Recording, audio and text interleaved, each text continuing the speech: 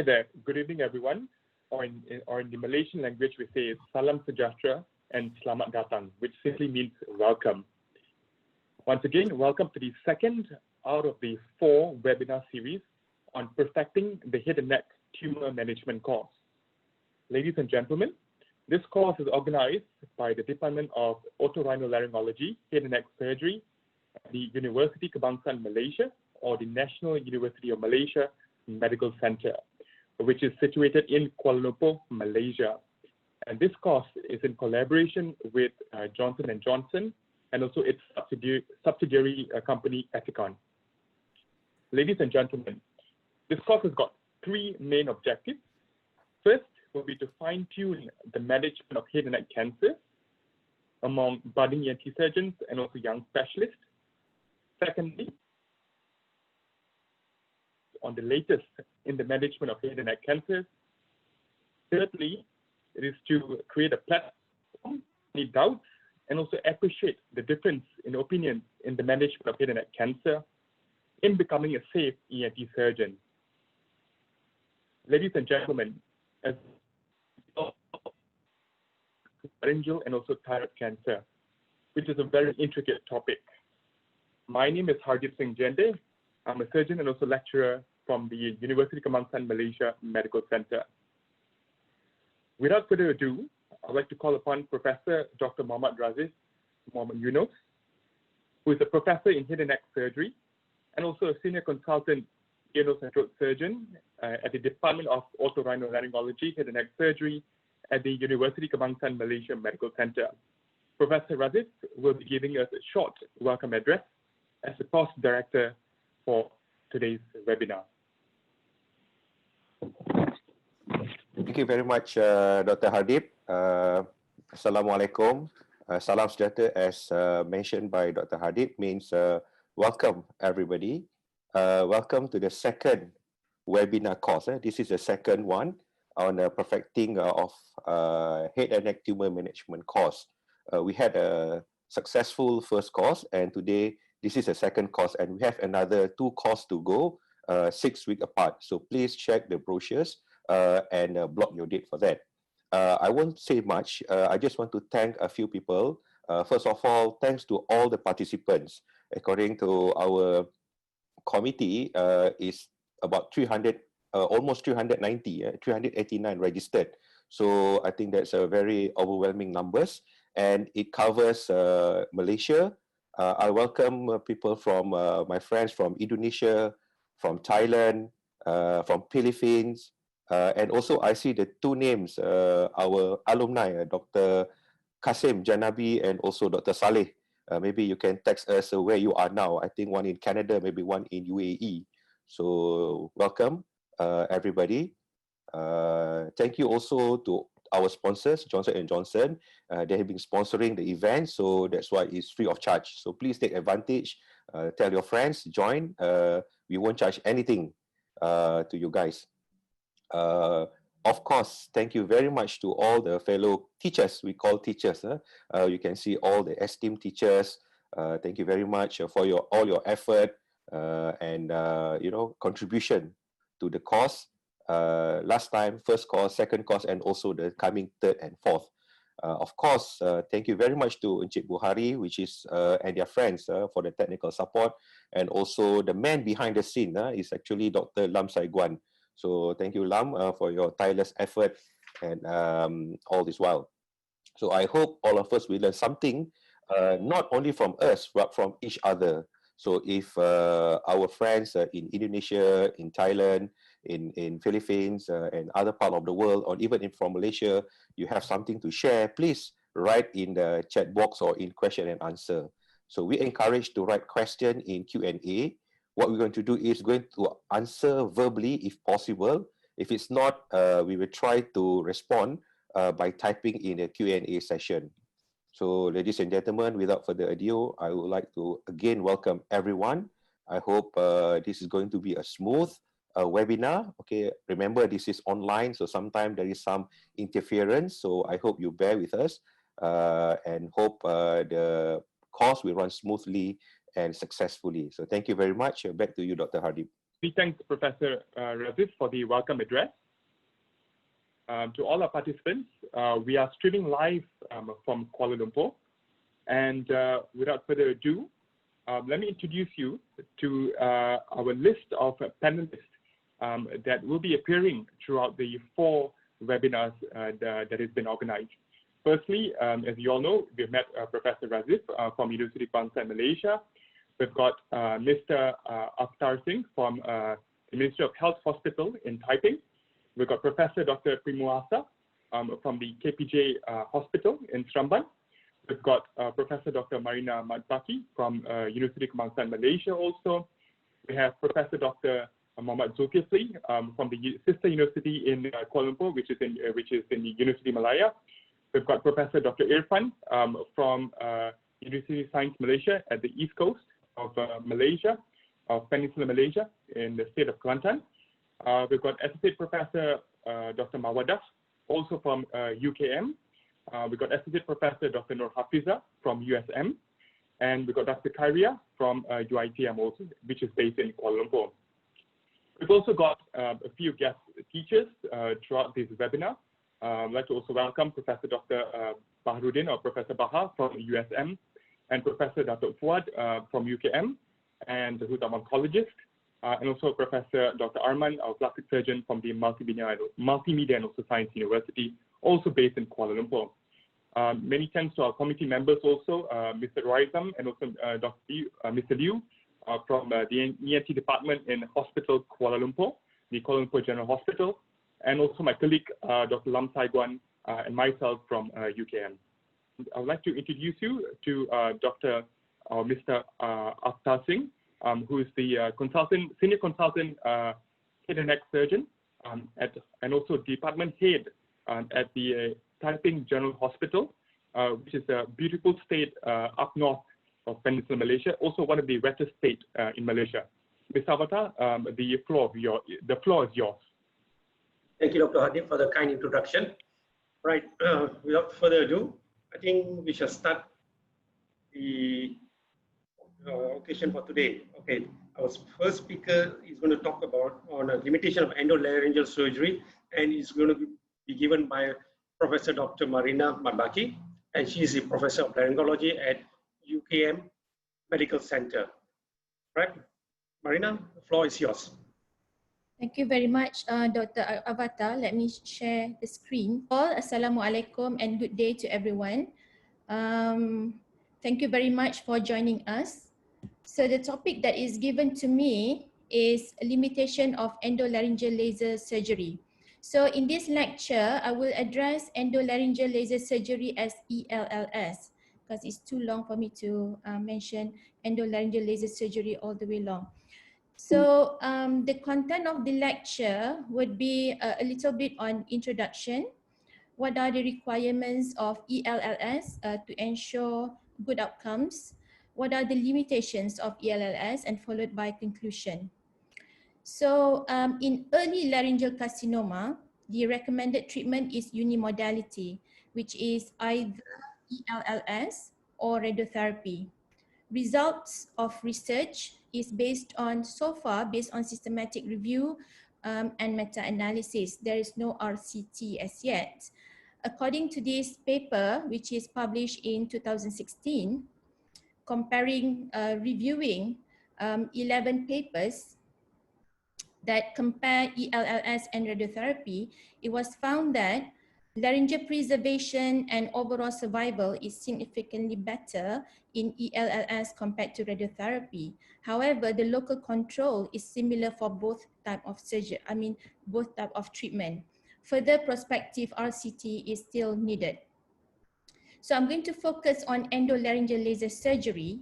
The aim for early laryngeal cancer is to remove tumor by phonosurgical narrow cancer-free margins. We're not talking about 1 centimeter margin, but we're talking about small margin 1 to 2 millimeter with optimization of vocal outcomes comparable to those observed after radiotherapy. In certain selected patients with intermediate and advanced laryngeal carcinoma, ELLS will be more aggressive compartmental resection, potentially involving vast portions of the larynx. So what are requirements for good outcomes following ELLS? Number one, patient selection, which is very important. To select those patients, you would need a diagnostic workup, pre and intraoperative endoscopy, preferably with advanced laryngeal imaging, for example, eye scan, NBI, SPICE, with or without stroboscopy. Having stroboscopy have more advantages. Radiological assessment is important in selected cases, use of state-of-the-art laser, and this is another one which is important, to have different types of laryngoscopes in the operation theatre with good suspension system. You need microsurgical instrumentations, and most importantly, the surgeon who is operating must have thorough knowledge of laryngeal cancer in terms of natural history, pathways of spreading, and the recurrence of tumor. This picture shows different kind of laryngoscope that you should have. Subglottic scope, anterior commissure scope, Klein-Sesser scope, and Lindholm scope. And it would be good for you to have laser safe scopes as well, which it has suction at the tip of the laryngoscopes. We need Hopkins telescope, 0 degree and angled, and another instrument which is important is spreader for you to examine especially the ventricle and the anterior commissure. So I would like to depict this case of T1B tumor. This patient, the larynx is suspended with Lindholm laryngoscope, and the patient is intubated with microlaryngeal tube, the small tube. And just looking at this, it is not enough for you to start the surgery. We have to further examine the patient. Use laryngeal spreader, you need to examine the anterior commissure, and you need to examine the inferior surface of the vocal cord, whether it is involved or not.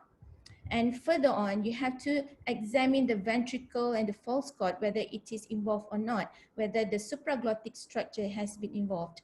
Then after that, you do the surgery to get adequate resection. So endolaryngeal laser surgery is recommended for early laryngeal carcinoma, a mid-cord tumor. There's no doubt about it. Many people prefer to offer that kind of surgery for those patients. However, ELLS may not be suitable for all cases. So here we have the list of possible factors that may limit the role of ELLS in patients with laryngeal carcinoma. Inadequate laryngeal exposure. Number 2, anterior commissure involvement. Number 3, infiltration of the posterior paraglottic space with arytenoid fixation. Number 4, laryngeal framework erosion. Number 5, massive invasion of the pre-epiglottic space. I'm going to explain or briefly discuss one by one, except number 5, because this is quite straightforward, a contraindication for ELLS. So for laryngeal exposure, adequate laryngeal exposure is important, especially at the anterior 1/3 of the vocal cords and anterior commissure. So when we mention direct microlaryngoscopy, I want you to focus on this picture. This is not a tumor, but a vocal cord polyp on the left vocal cord. I just want to demonstrate that in this picture, we can see the anterior commissure very well, the whole vocal cord very well, but this is using 0 degree Hopkins telescope. So if you base on this, this is misleading. Actually, you have to bring the scope outward, and you have to look directly through the laryngoscope whether you can see the anterior commissure or not. And when you put in the microscope, this is the view that you could get. So in this patient, the patient had micronictia and prominent upper teeth. This is the best view we could get with anterior commissure laryngoscope and with maximum counter pressure in the neck. For excision of polyp, this may be adequate. For a patient with anterior 1/3 involvement of the tumor, especially involvement of the anterior commissure, this is inadequate. So with this kind of exposure, incomplete resection is the consequence, and therefore the patient may need unnecessary adjuvant therapy like radiotherapy subsequently. So this is the list of factors that may contribute to difficult laryngeal exposure. you may want to read this paper, which the authors introduce the use of laryngeal score in predicting whether this patient would have a difficult visualization of the larynx or not. So there are a few tips that may help to improve exposure of tumor. For example, you have used the appropriate laryngoscope, you have done adequate or maximum counter pressure, you manage to see the tumor, but you need to do this two what do you call that, surgical tricks, which is false cord resection and infrapetular exploration to examine or to identify the extension of the tumor. So let us focus on this picture. This is a patient with anterior 2/3 involvement of the vocal cord of tumor with involvement of the anterior commissure. So if we resect the false cord, this is the false cord of the ipsilateral side, and this over here anteriorly, this is the infrapetular area that if we resect, we would be able to see the anterior margin of the tumor. So this is a close-up view of the tumor. Following the resection of the false cord as well as the infrapetular part of the false cord or the supraglottic structure, now the lateral extension of the tumor become apparent and the anterior extension also become apparent. So you know how much margin that you need to get to resect this tumor adequately. So we have talked about laryngeal exposure. Second limitation is anterior commissure involvement. Generally, a patient with present with anterior commissure tumor or mass carries poorer prognosis. Why? Because number one, anterior commissure has very short craniocaudal distance. The supraglottis, glottis, and subglottis are just what you call the distance is just by few millimeter. Therefore, a tumor to become transglottic is easy. Number two, it is quite common to have for surgeons to have difficulty to expose the anterior commissure. Number three, type 6 chordectomy is normally recommended or necessary in this kind of tumors. Therefore, it gives rise to worst voice outcomes. And tumor in the anterior commissure can easily spread to the thyroid cartilage because of the location and the anatomy. Therefore, preoperative CT scan with thin cuts, we are talking about 1 millimeter, 2 millimeter cuts, preoperative video endoscopy with enhanced laryngeal imaging, and use different kind of laryngoscope and telescopes is important before you plan and you decide whether you want to embark on laser surgery for this kind of tumor or not. This is a picture of the same patient that I've shown just now, endoscopy in the clinic, video endoscopy on white lights, and this is on eye scan 1. The margin of the tumor become more apparent. So examination in the clinic, I would recommend doing personal endoscopy as near as possible to the tumor for you to determine whether the anterior commissure involvement is horizontal at the glottic level or there is involvement of craniocaudal, meaning at supraglottis, glottis, and subglottic is involved as well. So for you to do this, you need to give adequate local anesthesia. So tips for resection of tumor of anterior commissure, the resection is recommended to be done, to be started at the infrapetular region, and the resection is extended towards the cricothyroid membrane. This is because this tumor has tendency to spread toward the pre-epiglottic space and the extralaryngeal soft tissue. The other tip is second procedure is strongly recommended, especially if you don't have the benefit of frozen section during the surgery.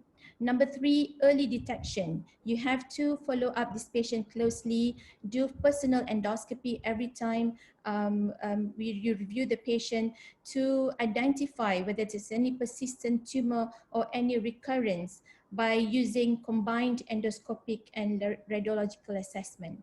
So the same patient that I've shown just now, in the clinic, you do personal endoscopy, you look at the area that you have resected, whether there's any suspicious tumor.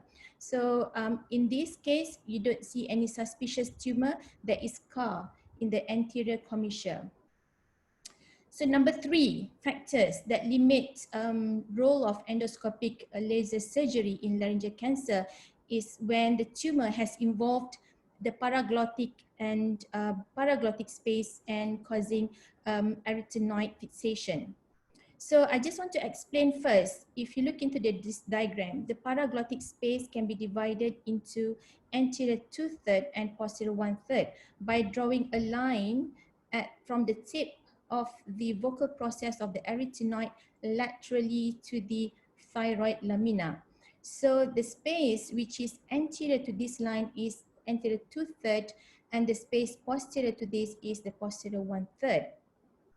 Tumor that has involved the posterior 1/3 has strong recommendation not for endoscopic laser surgery because the tumor tend to involve the lateral cricoarytenoid muscle as well as the cricoarytenoid joint. So therefore, when there is involvement of the posterior paraglottic space with cricoarytenoid joint infiltration causing vocal cord immobility, the patient is not a candidate for endoscopic surgery. However, bear in mind that a patient with impairment of vocal fold mobility, it may not be due to infiltration of the paraglottic space. It may be due to mass effect by bulky exophytic tumor, or maybe there's heavy infiltration of the thyroarytenoid muscle. So for you to know whether the patient is a candidate or not, you have to examine the paraglottic space. Therefore, careful study of thin cuts of CT scan is pertinent before you make the decision. Number 4 factor that limits the ELLS in laryngeal carcinoma is thyroid cartilage involvement. Because if on the CT scan, it is apparent that the inner perichondrium of the thyroid cartilage is involved, radical control of disease cannot be achieved with endolaryngeal lasers because there is risk of persistence of tumor even after you have cut out that part of cartilage or even you have done extensive vaporization of the cartilage. And there are also inherent technical difficulties in excising thyroid cartilage in this area. Plus, the medullary spread of tumor within the thyroid cartilage is not amenable to intraoperative visual control. You wouldn't know where is the margin, and you would need histopathological confirmation. So in conclusion, endolaryngeal laser surgery is not recommended in cases where inadequate laryngeal exposure is an issue. Number 2, when there is anterior commissure involvement in craniocaudal, the supraglottis, glottis, and subglottis. Number 3, when there is especially infiltration of the posterior part, posterior 1/3 of the paraglottic space with arytenoid fixation. Number 4, when there is laryngeal framework erosion. Number 5, which I did not include in my discussion, massive invasion of the pre-epiglottic space. I think that is the end of my slide. I just like to welcome everyone to join us in ASEAN Head and Neck Oncology Conference in Kuala Lumpur in 2021 next year. Thank you. Thank you, Prof. Marina. Right. Again, gentle reminder, for any questions answered, please go to the question and answer chat side and not the chat side, right? Okay. As for the next speaker, okay, we will be shown the perfecting the laryngectomy, and it will be given by Associate Prof. Dr. Mawada Azman, who's also a lecturer at UKM Medical Center. Prof. Mawada, the floor is yours now. Thank you, Mr. Abata, for the kind introduction. So before I start, I need to tell you that I'll be using videos in my presentation. So in case of poor internet connectivity, you will be able to have access to the full slides at this perfect TL tiny URL, or alternatively you can scan the QR code shown here. Don't worry, later on in the other slides you'll be able to see the QR code. So Assalamualaikum warahmatullahi wabarakatuh and Bismillahirrahmanirrahim. Today I'll be talking about perfecting the laryngectomy operation. So as an introduction, now we are practicing in a period in which therapeutic approaches to the malignant laryngeal tumors are focused on the principle of organ preservation. Yeah? So regardless, total laryngectomy is a very well known and well coded surgical procedure, and as we all know, it is mainly addressed to the advanced laryngeal cancer not suitable for conservative technique or in case of a failure of conservative technique. So you all know that historically, Bill Roth in Vienna performed the first total laryngectomy for malignant tumor in the year 1873, but his patient at that time survived only for 7 months. And 2 years later, Enrico Bottini from Turin improved the total laryngectomy surgery, and his patient later survived for 10 years after surgery. So after that, the surgery kicked off, and this surgery evolved for more than 70 years when, if you can see here in the paper by Ogura in the year 1952, published in Laryngoscope, Ogura described the laryngectomy combined with radical neck dissection as a standard treatment for advanced carcinoma of the larynx as we know it today. So the expanded indications for this surgery include recurrences after radiotherapy or partial surgical intervention, radio-resistant tumors. We know soft tissue sarcomas, chondrosarcomas, melanomas of the larynx. They don't respond that well to endolaryngeal laser surgery or even radiotherapy, so they tend to be treated with total laryngectomy. Other indications would include severe laryngeal trauma or stenosis, which doesn't allow functional reconstruction of the particular organ, which is the larynx, and in some cases of chronic aspiration and chronic inflammatory disease accompanied by liquefaction necrosis. So bringing the discussion back to today's topic, is total laryngectomy a perfect operation? So definitely there are strong points here where total laryngectomy has proven itself to be an oncologically safe surgical treatment in advanced laryngeal carcinoma, because the outcomes are superior compared to laryngeal preservation surgeries and even chemotherapeutic protocols. So additionally, this surgery has a relatively shallow learning curve and is technically less demanding with acceptable operative morbidities. However, being a radical operation, this surgery do not do justice to main bodily functions, for example, phonation, swallowing, breathing, and smell.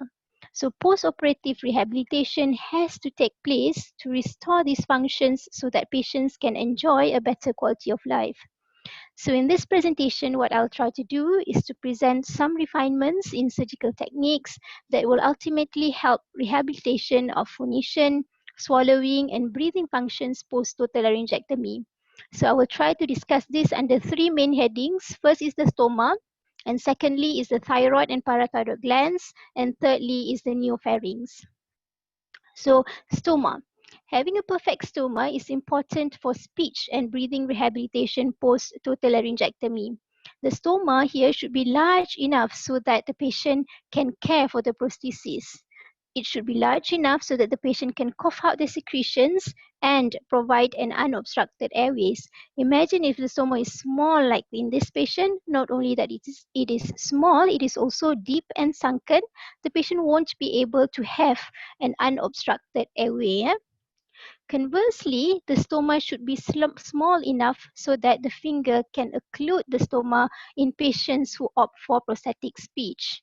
So the last point I wish to tell here is the stoma should be flat, so that later after total laryngectomy, application of devices such as heat moisture exchanger or even the hands-free device can be put onto the stoma so that the patient has better pulmonary rehabilitation as well as enjoy better speech. So various measures can be undertaken to obtain a perfect stoma, which includes avoiding the Gluck-Sorensen incision, avoid a preoperative tracheostomy, the fish mouth technique, sectioning the sternal head of SCM, and separating the apron incision from the stoma. So skin flap design plays an important role in preventing stomal stenosis. So avoid trifurcation at the stoma and separate the skin flap from the stoma as far as possible. By saying this, avoiding a preoperative tracheostomy by performing endolaryngeal debulking close or prior to the laryngectomy will definitely help. As you can see in this video here, this is how we typically design the skin flap and stoma in total laryngectomy. We draw the stoma and then we make sure that the inferior limit of the lower border of the apron flap is located at least 1 centimeter away from the superior border of the stoma. Then the apron flap is drawn and we can continue and perform the incision. So to create a flat stoma, adequate residual trachea is needed. And again, avoidance of preoperative tracheostomy is the key. So another thing to consider is to section the sternal head of the SCM bilaterally, or the sternocleidomastoid bilaterally. As you can see here in this video, we are using the harmonic scalpel to section the sternal head of the sternocleidomastoid. At the same time, we carefully protect the internal jugular vein, which is located deep to this. So sectioning of the sternal head of the SCM bilaterally will help in obtaining a flat stoma. Yeah? So in our center, we utilize the modified fish mouth technique to reconstruct the stoma to prevent stomal stenosis, where this technique breaks the circle. So it uses the V to Y advancement flap principle. Here you can see that the trachea is cut vertically over one tracheal ring. And then after that, subsequently, we refashion the skin, X shape, and the superior and inferior quadrants of the skin is resected. And after that, we carefully approximate the skin to the mucosa of the trachea. So we normally use PDS3O for this. It has worked quite well for us. You can see the end result here.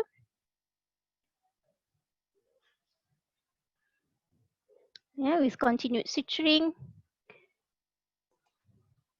And then later, more sutures are in place. Is repaired using interrupted sutures. And later we'll bring you to the final results. Yeah, you can see the modified fish mouth in which the skin flaps are put inside the vertical slit. Here you can see that the apron incision is separated from the stoma, and this is how the fish mouth looks like about 1 month following surgery. So for the next point, the thyroid and parathyroid glands. See, with the thyroid and parathyroid glands, you take one side or hemithyroidectomy, you will take the parathyroid gland together with that side because the blood supply is the same. So preserving the thyroid and parathyroid glands in a setting of total laryngectomy will reduce perioperative complications related to not only hypothyroidism, hypocalcemia, but also they prevent lifelong morbidities. However, this has to be weighed against oncologic control. So we almost always ask this question, is thyroidectomy indicated in a particular case? So let me share with you results from a meta-analysis which was published 10 years ago. At this point of time, there were only 8 series that was recruited into this pooled data. Basically, this meta-analysis reported that thyroid gland invasion was found in only 8% of the laryngectomy specimens. In our center, we also have done such analysis, and we found that the incidence of thyroid gland invasion was only 4.2%. So therefore, we suggest that routine removal of the thyroid gland in case total thyroidectomy is not recommended in a setting of a total laryngectomy. So in this meta-analysis, the recommendations made was we have to make the indications for hemithyroidectomy or total thyroidectomy slightly looser and not be so strict on the indication. So the suggested indications would include subglottic extension more than 10 millimeter, primary subglottic tumor, subglottic squamous cell carcinoma, or a transglottic tumor. These are the 3 factors which are significantly associated with risk of thyroid gland invasion. However, when we looked at this data, indications of total thyroidectomy was still vague. Yeah? So there's currently not enough good data to suggest significant factors that is associated with total recommendations for total thyroidectomy. Yeah?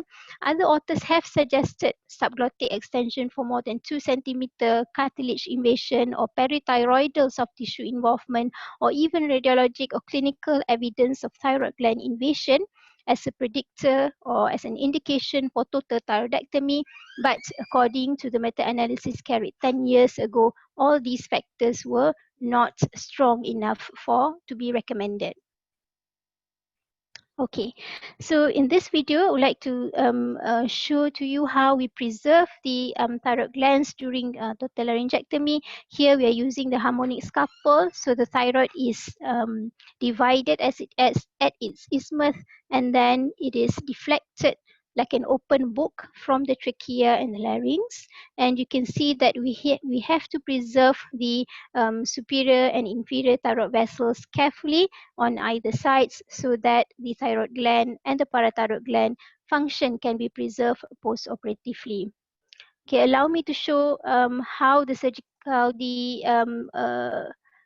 looks like. Yes, yep, we go here. So you can see the SCM section, thyroid gland. Yep.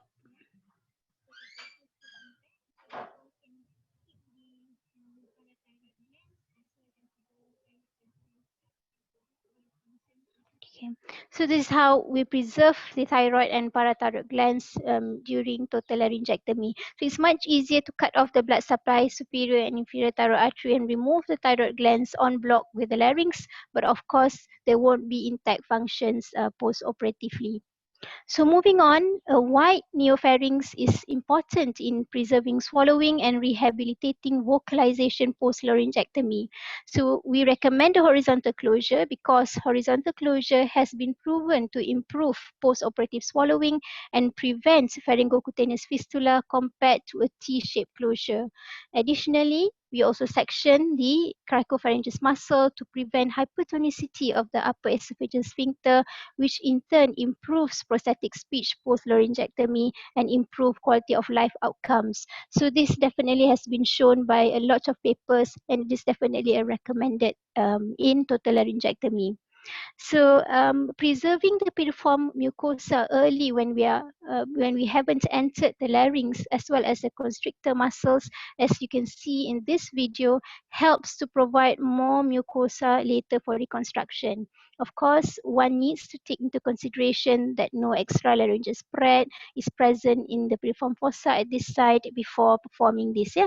So you can see here we have cut off the inferior constrictor muscles using the monopolar cautery or the Bowie, and then after that we will use a blunt instrument to carefully separate the piriform fossa mucosa so that we can have even more mucosa for reconstruction later. So next, it is very important to preserve the hypoglossal nerve because alaryngeal speech post-total laryngectomy relies a lot on a mobile tongue. So when dissecting the hyoid bone, we pay particular attention to retract the hyoid bone away and keep the dissection, as you can see here, as close as possible to the bone, to the hyoid bone, especially when we're dealing with the greater cornea of the hyoid. This is because the hypoglossal nerve is located just superior and deep to the greater cornea of the hyoid bone. So the last surgical refinement that I wish to highlight is the cricopharyngeal myotomy, which is routinely performed to prevent hypertonicity of the upper esophageal sphincter. So this step is very important to prevent dysphagia, and it helps a lot with prosthetic speech. So we normally perform this prior to reconstruction of the neopharynx, and you can see here that it is performed using a size 15 blade. Yeah? So why do we do this? We do this because pharyngoesophageal spasm and hypertonicity are the most common cause of speech failure in alaryngeal patients. So studies have shown that a third of patients who receive neither a myotomy or even a neurectomy will be able to achieve functional tracheoesophageal speech. So additionally, performing a secondary cricopharyngeal myotomy is technically demanding. We've tried this because the surgical site has been previously operated on, and many of these patients have had radiotherapy, which leaves them with a fibrotic and woody neck. Yeah. So in conclusion, the total laryngectomy has stood the test of time. It's been around for more than 150 years, and currently some advances in our surgical technique has allowed improved post-operative function and quality of life. With that, I thank you. Thank you, Prof. Mawada. Okay, and again to all the participants, you're more than welcome to put in your questions there, and I'm sure the panelists will try to answer as many as they can. Right, now for the third talk of the day is going to be on thyroid cancers for ENT surgeons, and it's going to be given by a good buddy of mine, that is Professor Dr. Zulkifli Abu Bakar from Universiti Malaya Medical Center. Prof. Zul, the floor is yours. Thank you, Mr. Avatar. Can you hear me? Yes, loud and clear. Excellent. Okay. All right. Okay. Hi everyone. Today I'm going to present thyroid cancers for ENT surgeons. So this is my outline of presentation today. Okay. This is a thyroid gland located at the mid part of the neck, as we know, and posteriorly laterally related to big vessels there, carotid, and superiorly larynx up there. So basically, today is just, I think, what we call gross revision to all of us, but some may be a bit technical. But anyhow, if any questions, please raise up in the column there. So this thyroid issue is disputed territory for 5 decades. So among general surgeons, endocrine surgeons, or ENT surgeons. So endocrine surgeons keep on telling general surgeons better you focus on the tummy, or the abdomen surgery rather than the thyroid. And then whereas for ENT, why not you just focus on any organs below the clavicle, especially adrenal glands or those glands rather than thyroid. However, there's another group of ENT. Not purely ENT, can be other subspecialty as well. We call it head and neck surgeons. This group is a bit, I suppose, a bit nice and more towards to harmonize these 3 groups together. So we call it head and neck surgeons just now and the best part from American Thyroid Association, they come up sort of a regulation, not say regulation, guidelines for those who keen to involve in thyroid surgery. So make sure you're well versed with biology of the thyroid neoplasms. You have to be well trained with an acceptable amount of cases, especially airway management, neck dissection, all types, but not merely berry picking, just pick and choose. And you have to know how to do proper workup on the patient, especially if you want to see the complicated thyroid. And of course, you have to take care of this patient from day 1 to end of their life, especially non-surgical management. And last but not least, in your center, you should have adequate and strong complication support, especially anesthetists, ICU or even cardiothoracic, you have etc. You have oncologists, etc. And okay, thyroid derived from Greek word means shield.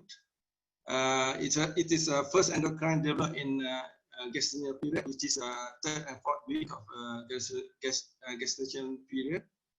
And another thing, the descendant of the thyroid is coming from foramen cecum in between 2/3 and 1/3 of the tongue, and it goes downward as you see here and stop at number 4.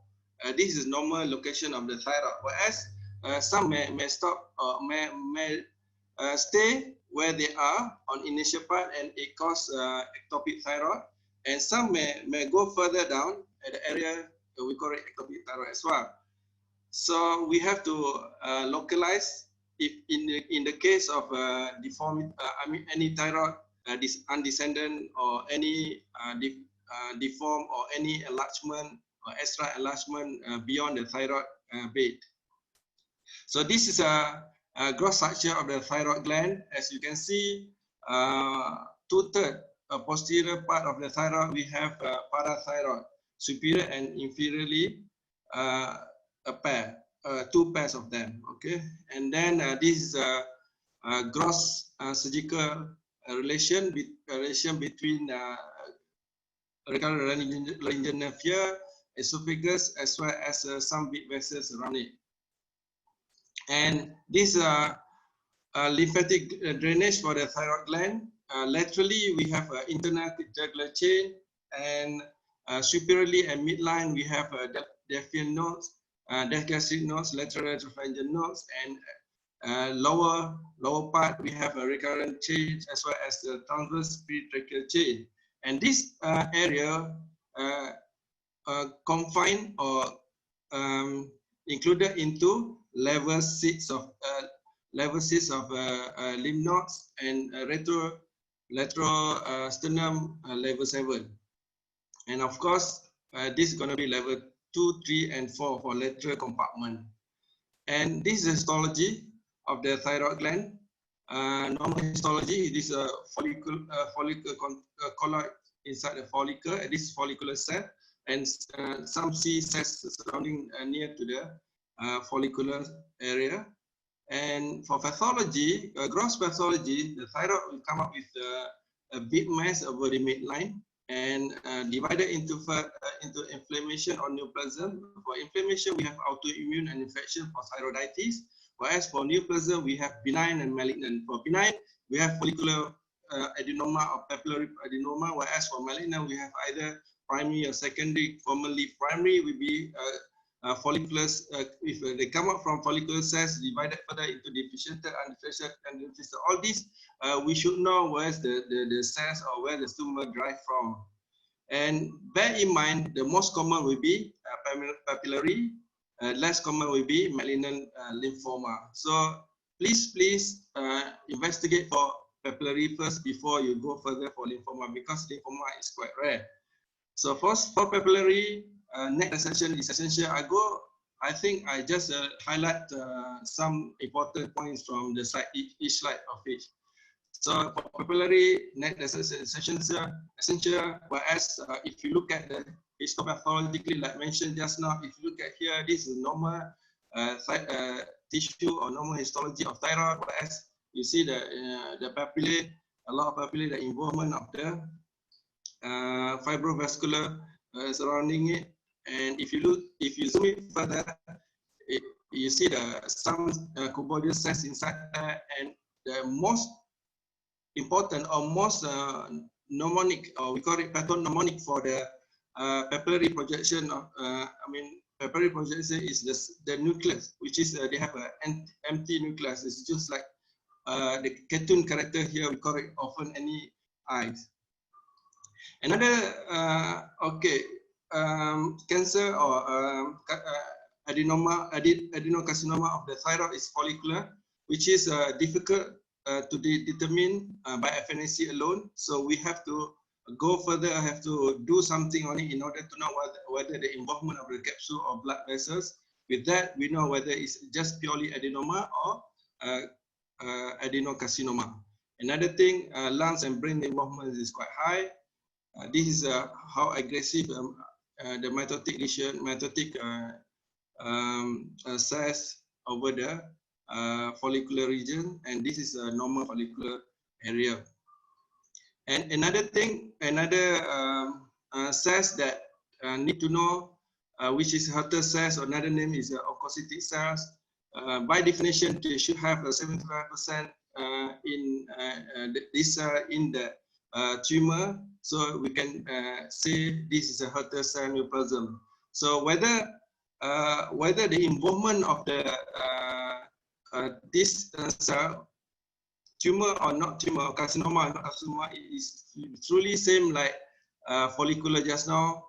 We have to know, we have to get evidence from either vascular or capsular invasion. Then we name, or it's called Hutter's cell carcinoma.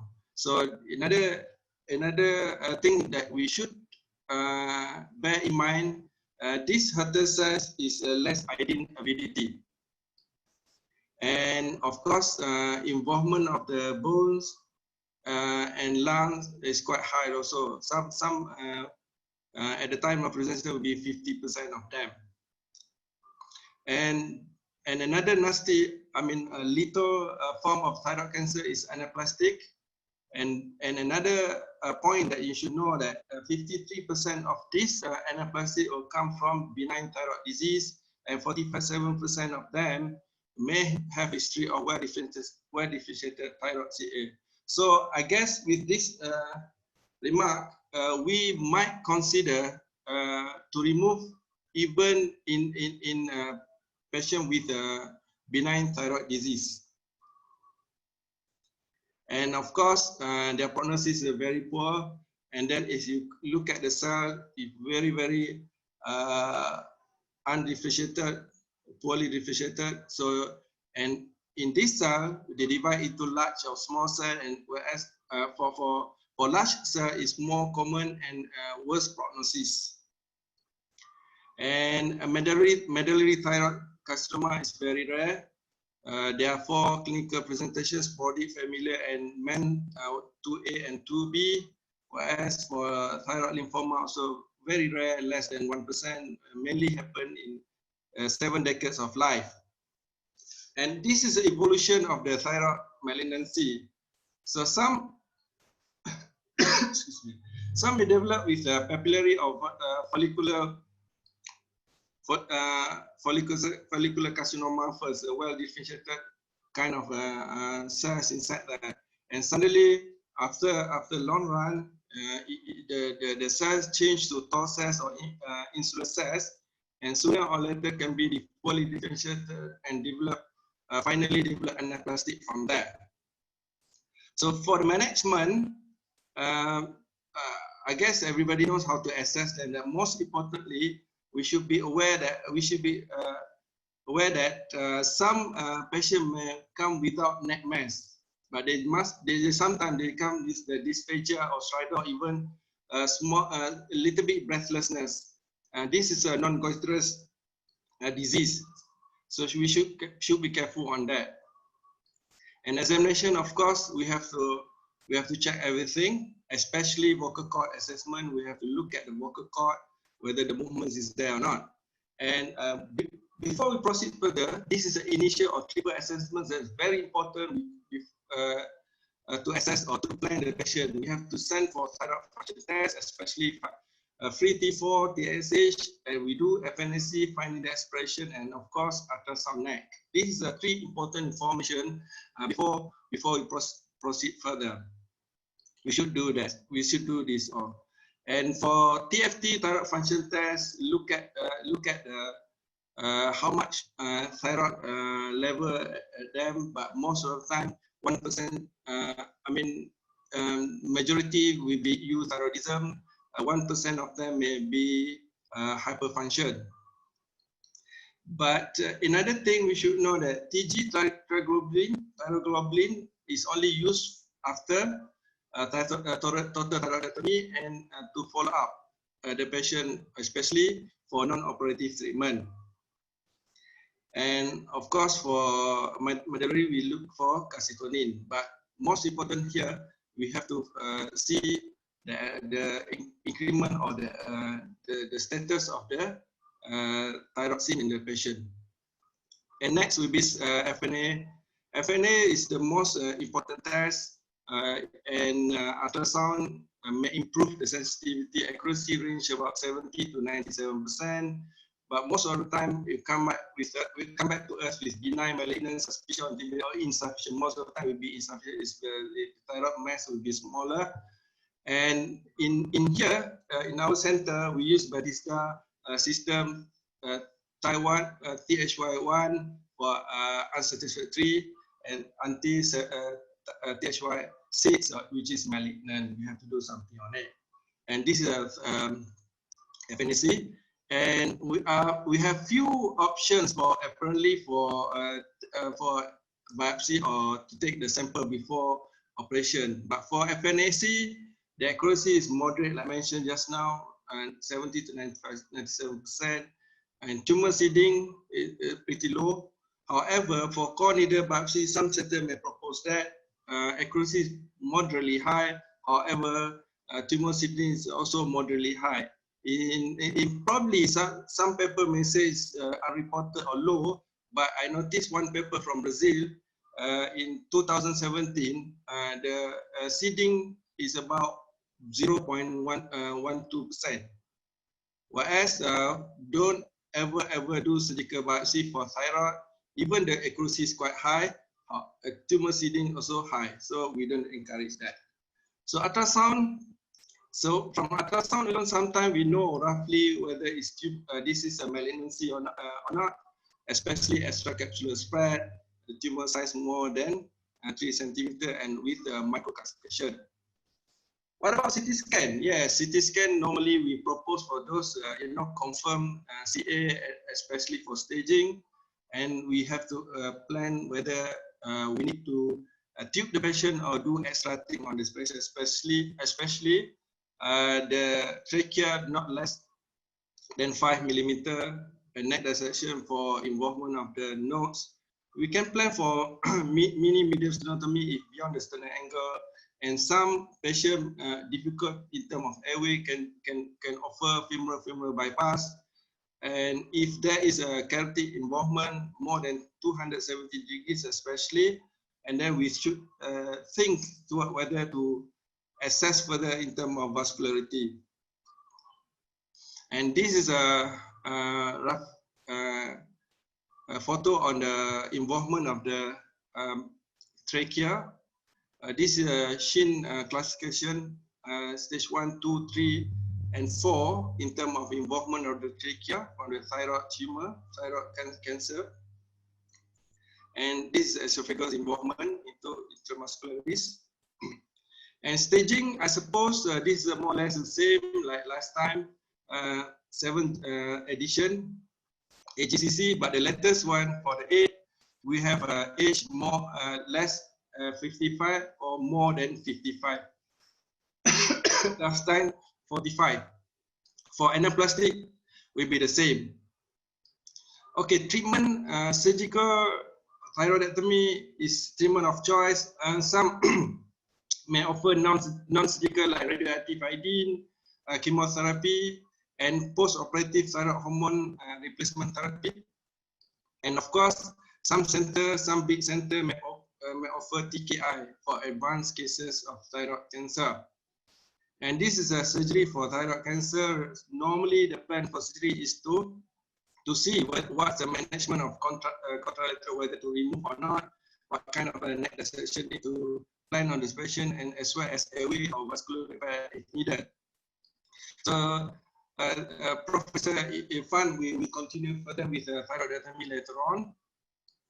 And this is a lump of total thyroidectomy done in our place. And the arguments for total thyroidectomy, good thing here, may prevent the recurrence in the total contralateral lobes, and no other advantages of the total thyroidectomy in well-differentiated thyroid carcinoma. And of course, we have to check blood after thyroidectomy, total thyroidectomy, especially TFT, normally after 1 week. And of course, the calcium and HB we have to check right after. And post-operative management, we have to look at the T4, then we have to see the TSH. If low risk group, we maintain at 0.1. If high risk group, lesser than that. And thyroglobulin at 6 months interval, we have to check until disease free. So make sure the level less than 2. If more than 2, indicates that whether recurrent or persistent thyroid tissue. And prognosis, for papillary is very good prognosis, whereas for anaplasty is very, very bad prognosis, 4 to 5 months. And this is some cases in ENT, in UMNC, not combined with endocrine. This is purely ENT. We have at least 5 new cases per week, from simple to complex in our clinic, come to our clinic. So operation normally 2 to 5 cases per week as well. And these are some cases. The problem is that some may do thyroidectomy or total thyroidectomy, left notes behind, and this is what we got it referred from outside, post total thyroidectomy, and then back with the mass all over the area, especially lateral neck. These are some of them. This is a post thyroidectomy as well, recurrence, referred from outside. And these are other cases, fresh case with involvement of the trachea. And this is a very small lumen left to us to deal with. This is another interesting case, non-goitrous patient. If you look at the neck, everything, nothing, just you know, big, just a muscle. There's nothing much. If you look, but the patient comes with dysphagia and a little bit breathless, and you look at the scan, you can see the involvement is quite positively esophagus as well as the trachea. So we have to deal properly with this kind of patient. And with that, thank you very much. Right. And then for the next talk is going to be on thyroidectomy perfecting thyroidectomy, and is being given by Prof. Dr. Irfan from Hospital USM, Kota Baru. Prof. Irfan, the floor is yours. Okay. I was given 15 minutes to complete this talk about a little bit on perfecting thyroidectomy, the title that was given. I'll try to share as much as possible within this limit. And then maybe most of the theoretical part has been covered by Prof. Zul, and I just touch a little bit on the practical aspect of it. So in this 15 minutes, maybe I can summarize 5 T's in perfecting thyroidectomy. Teaser, tools, the steps, tips, and take-home messages. So actually, in getting a perfect or near perfect thyroidectomy, it starts from the clinical assessment itself, whereby inadequate information obtained prior to surgery may lead to a complicated surgery, even in a simple case. Enough info, having said that, still make it challenging because of its anatomical location, relation, and also the complication that may occur after the thyroidectomy is easily visible and audible to the public. And furthermore, if the thyroidectomy is, the patient came for completion procedure, so we might expect the complication may increase in terms of possibility to occur because of the previous adhesions and even also a previous complication that is there before the completion operation. Examination of the thyroid mass is very important to be done completely in a patient in sitting position, whereby this swallowing and tongue protrusion has been said to be a traditional examination technique. However, it is very important and a must do, and without skipping it in the exam. And palpation must be from the back.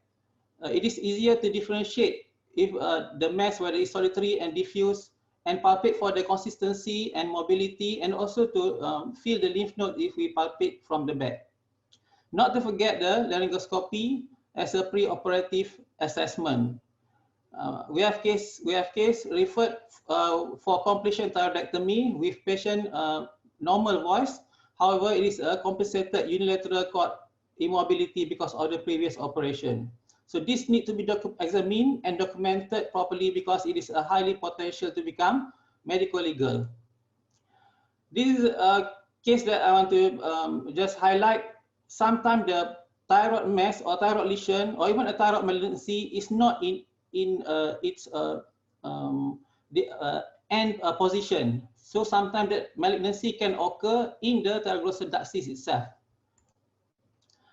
And sometimes the lesion also can occur in the undescended thyroid gland, whereby the patient can present with any symptom from the hemoptysis, upper airway obstruction, and plus minus if the patient having any hyperthyroid symptom. The patient may present with thyroid mass together with the other masses, so we have to really examine and investigate the patient, because it's a very important and critical point to decide what approach, what type of surgery, and what complication that we have to explain to the patient, especially if it involves other discipline as well. This is also a case referred with a so-called anterior neck mass. At one look, it may be concluded as a solitary thyroid lesion. However, when someone referred with the FNAC result with full of aspirated fresh blood, I think it is something else. So when on a closer look in examination itself, we can see it is a pulsating mass. So not necessarily everything in the middle is thyroid mass. Sometimes it can be something else that is may cause more complication and palpitation to you. True enough, by doing the simple ultrasound as mentioned by Prof. Zul, the TFT ultrasound, we can easily reach to the diagnosis. In this particular case, it is a carotid artery from one side cross to the other side. So it mimics the presentation of a solitary thyroid nodule, whereby the referring doctor already done the FNAC. Luckily, I have FNAC, not a core or through cut, because the fresh blood was aspirated. So the tools pre-op that is needed, as mentioned by Professor just now, the TFT, ultrasound or CT, depending on the nature of the lesion. If it is malignancy, the CT is required, and FNAC. For the intraoperative tools, I just would like to suggest what I always use, but not necessarily all surgeons use this. Previously, I used Joe's retractor to give exposure when we retract the upper flap and lower flap. Okay, Joe's retractor. So we clip on one upper flap and one in the lower flap, and then we start to open it on both sides. And the other instrument that I always use is a thyroid clamp. This thyroid clamp is there in the thyroidectomy set, whereby it may look scary and very frightening because of its sharp tooth. However, it is very helpful in retracting the thyroid lobe, especially if we are doing some manipulation to search for the middle thyroid vein and also the superior pole as well. It may look very sharp, but it gives a very nice grip and also a better control compared to the Alice or whatever type of gripping instrument that is not meant to grab or to clamp a thyroid lobe. The other one is I would like to use the intraoperative nerve monitoring or the NIMPAS. This is very helpful, especially when we are in a teaching institution. We need to not to use this intraoperative nerve monitoring to search for the nerve. This just to confirm whether the one that we have searched with our prior anatomical knowledge is a nerve. This is to confirm. It's not just to test everywhere, or there is a sound, there is a sound, there is no sound. It's not to use that instrument to test everywhere and maybe at one spot we're lucky enough to have the nerve giving the response. So look for the nerve based on the prior anatomical knowledge, and then when there is a suspicious thing, just tell it at one go. It will give a sound pop like that, and it's enough. No need to test and retest and wait for 2 or 3 times pumping, because it will lead to nerve fatigability. Usually, I only use 1.0 milliampere for the first time to touch the nerve, and when the nerve is clearly seen in the operative field, we will reduce into maybe 0.8 or 0.5 to avoid nerve fatigability because of chronic, consistent testing of the nerve, especially if the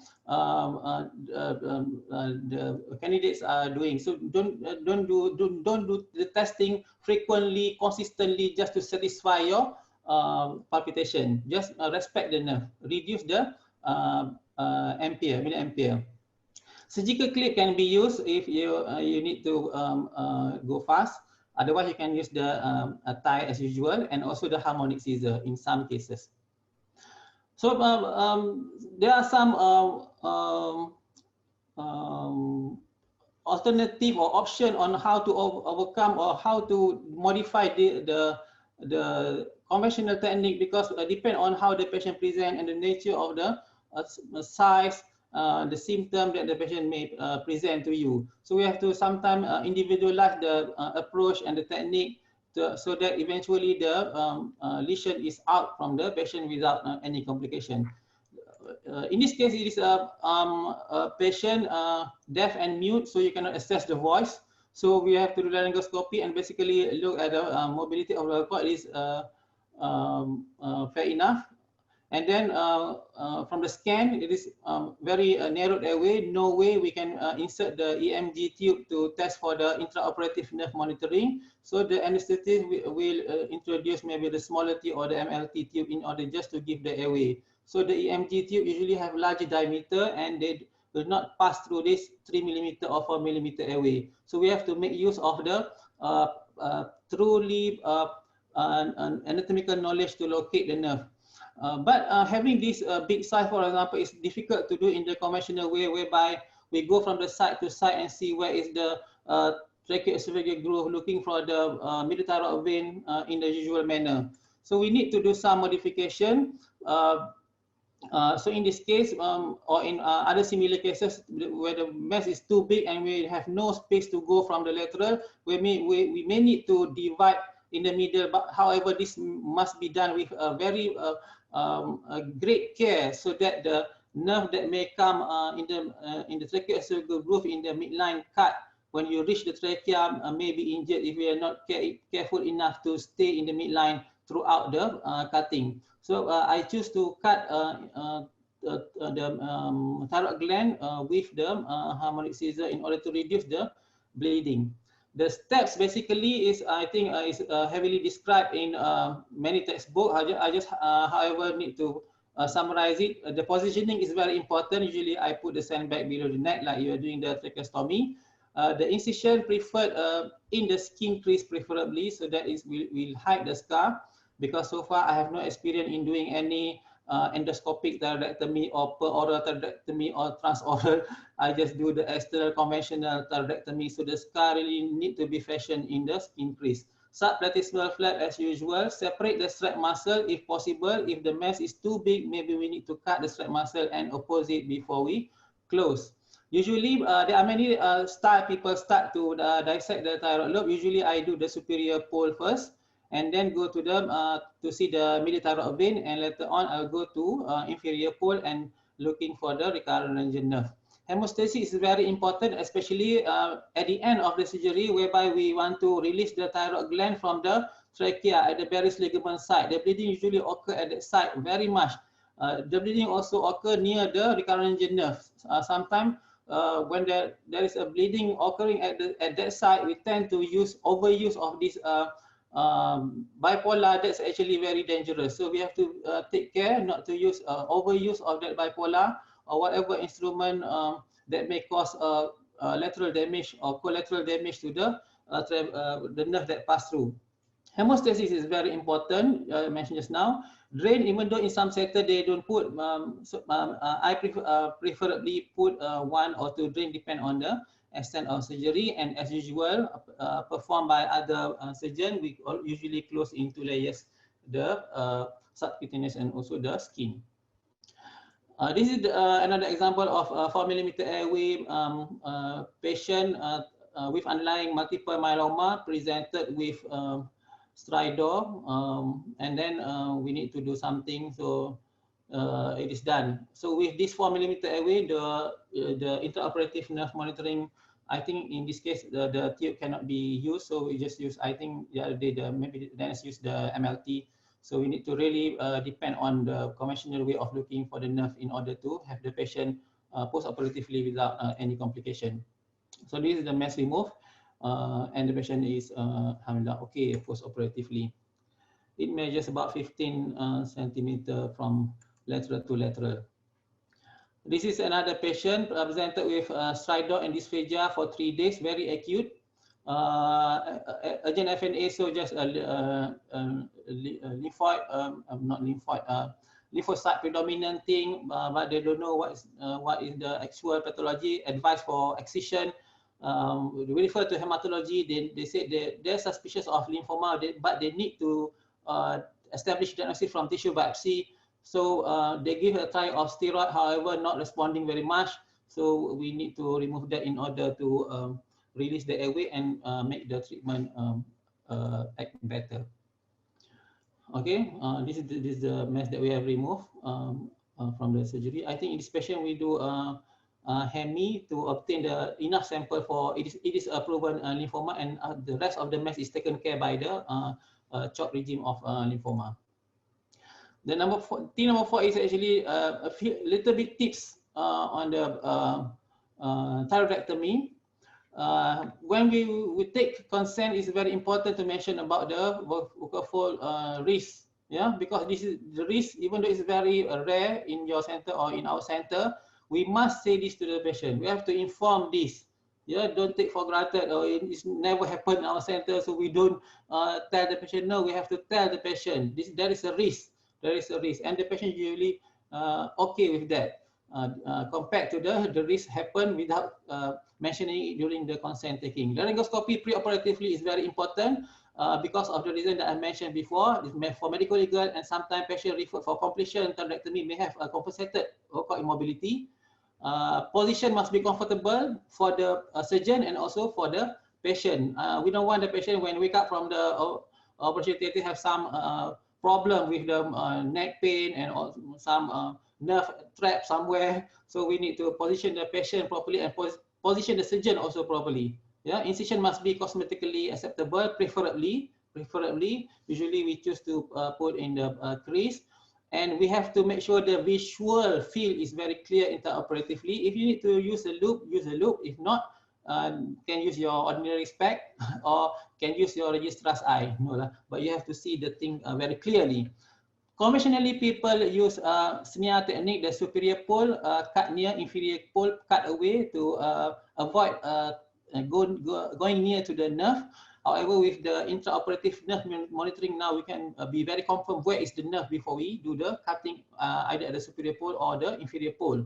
The hemostasis must be religiously controlled because hematoma or any field that is not clear to you may jeopardize the condition of the nerve. Suction blindly may result in nerve edema, and the patient may having complication post-operatively because of the suction itself, not because of the trauma from the surgery.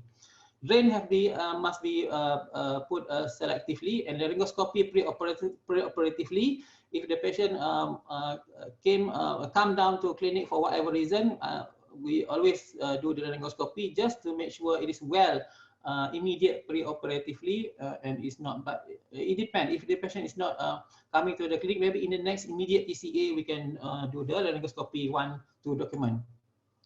This is a little bit theory part where you all can read the relation how the recurrent nerve enter the thyroid gland is different from the right side and the left side. And entrance of the recurrent nerve from the left side usually is more vertical, and from the right side usually more slanting because of the side where it hook on the right side, the subclavian artery is very close, so it is more slanting compared to the arch of aorta on the left side. This you all well versed about this. Okay, one thing about the superior laryngeal nerve is very important. Sometimes we cannot see, and it's not advised to go and find the detail of the nerve where it travel. It's just sometimes I go near to the pole and make sure the one that I cut is not the nerve. Yeah, by exclusion, I just test it is not a nerve, so I cut. So that usually works very well. Almost 98%, if not 100%, it works in that way, because it's quite impossible for the elderly eye to see where is the nerve. Yeah, but in some patients you can see the nerve very well. Okay, this using intraoperative nerve monitoring can really save the external branch of superior nerve because of its caliber is very much smaller compared to the recurrent laryngeal nerve. So this is very helpful. So however, using the intraoperative nerve monitoring must be very cautiously used, because overstimulation with the nerve stimulator can lead to vocal immobility because of the fatigue of the nerve. Yeah, stimulate after stimulate after stimulate, the nerve can be fatigued, and we have learned from one case, the patient having bilateral cord immobility post-thyroidectomy, where we confirm it is a no trauma to the nerve, but because of repeated stimulation of the nerve leading to bilateral cord immobility. Alhamdulillah, the patient recovered very well without the need of tracheostomy with a few days of steroid, and the patient regained the voice and strength of the vocal very well. So a little bit on neck dissection. So far we don't practice prophylactic neck dissection, only in if the patient have neck positive. So we do the neck dissection according to the conventional indication, and if there is a suspicious on the CT scan, so we might consider to clear the level 6. So this is maybe last before I end the session, a case of 60 years old man presented with dyspnea for 2 days and 3 months history of dysphagia, with 10 years history of treated PTC with total thyroidectomy and radioiodine ablation. The patient presented again after 10 years. So we cannot simply take this old PTC, so treat as usual. No, this patient now may have converted the pathology from the PTC to anaplastic, like Dr. Zul mentioned just now. It's very important to reassess the patient. Very important. Even though you have the biopsy result, the previous HPE is okay, but if the patient come again with some duration gap, we need to have suspicion and reassess, especially when the clinical examination showed that the neck is cemented hard. Yeah? Cemented hard neck usually is a 90% anaplastic. So touching on anaplastic will give the patient sometime more destructive prognosis compared to untouched anaplastic. So we have to be very careful. So laryngoscopy, true enough, it is compensated left vocal immobility. However, there is a circumferential mass from subglottis to carina as evidence in the imaging in the scan. So in this patient, the NS already intubated, nasotracheal. So because of his proven pathology and is very advanced, so we opt not to operate.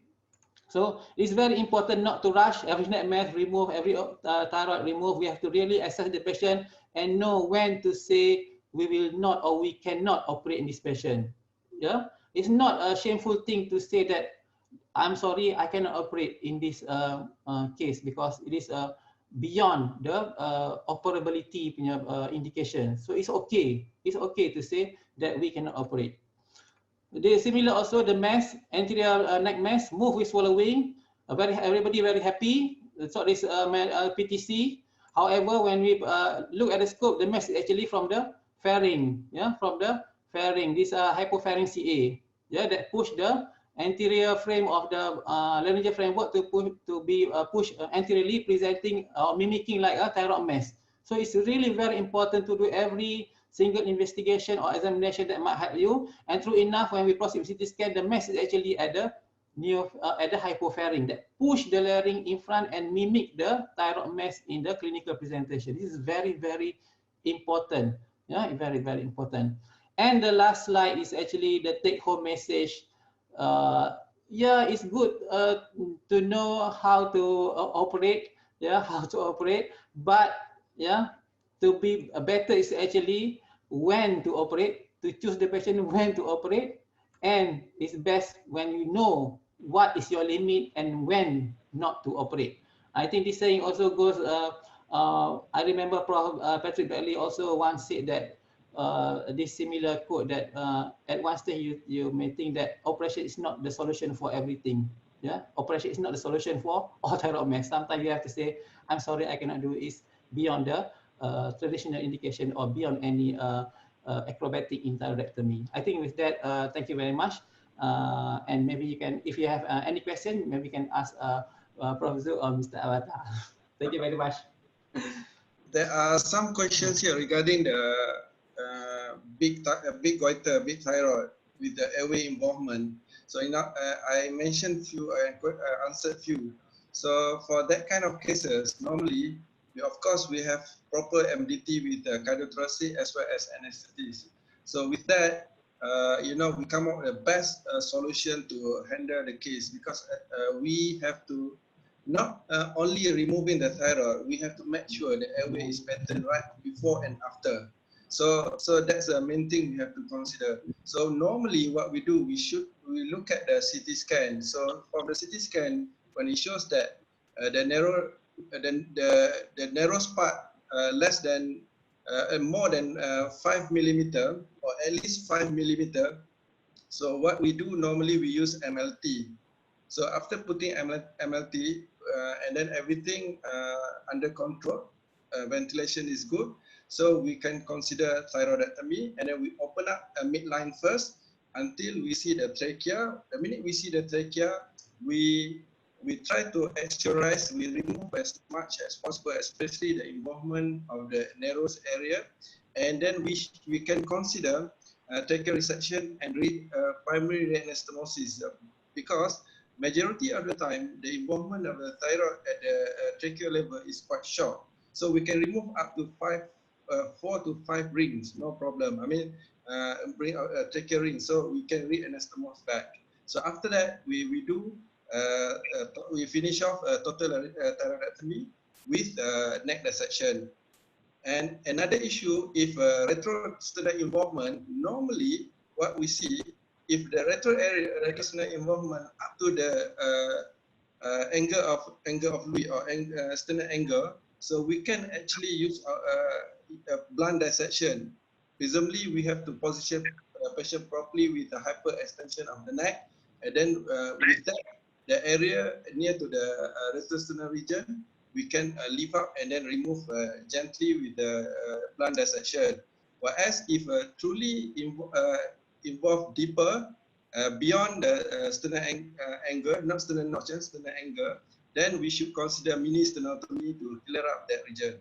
So I guess with that answer, may clear up a few questions from there. Thank you very much. Thank you, Prof. Good. Prof. Irfan? Yeah, Mr. Atta, I've seen a few questions here. One of them is actually, what is the most important landmark or precaution taken to avoid recurrent nerve injury during thyroidectomy? Okay, actually this recurrent nerve lies deep near the tracheoesophageal groove. It's not floating just near the inferior pole. No, it's actually quite deep. It's like when you do a superficial parasitectomy, one start to have palpitation, even when they start grasping the superficial lobe. No, it's actually quite deep. Yeah, but having said that, that's why I said the operative field must be very clear from any blood clot, because this nerve is actually very quite obvious. Yeah, traveling from if on the right side is more slanting and on the left side is more vertical direction. So it's really in the tracheoesophageal groove. As long I think in order to reach to that stage, we need to free the medial thyroid vein, and we flip the lobe medially and try to see at the inferior pole. So at the inferior pole, usually, as long as the pole is not flipped away from the tracheoesophageal groove, usually the nerve is still not there. Sometimes if we, even after we flip the inferior pole towards midline, and we still look for the nerve, it's still deep inside. So that's why, but if you have dig too much deep inside and you still not found that, maybe it's time to use the nerve stimulator just to get a rough idea where is the nerve going is actually. Yeah, the use of bipolar at this area must be done very cautiously, because sometimes if you're not touching the bipolar tip to the nerve, also sometimes the heat can be transmitted and cause nerve injury. Otherwise, I think there's no any other special precaution. Just we have to really look the anatomy, the inferior pole, inferior thyroid artery, and near the TE groove, basically.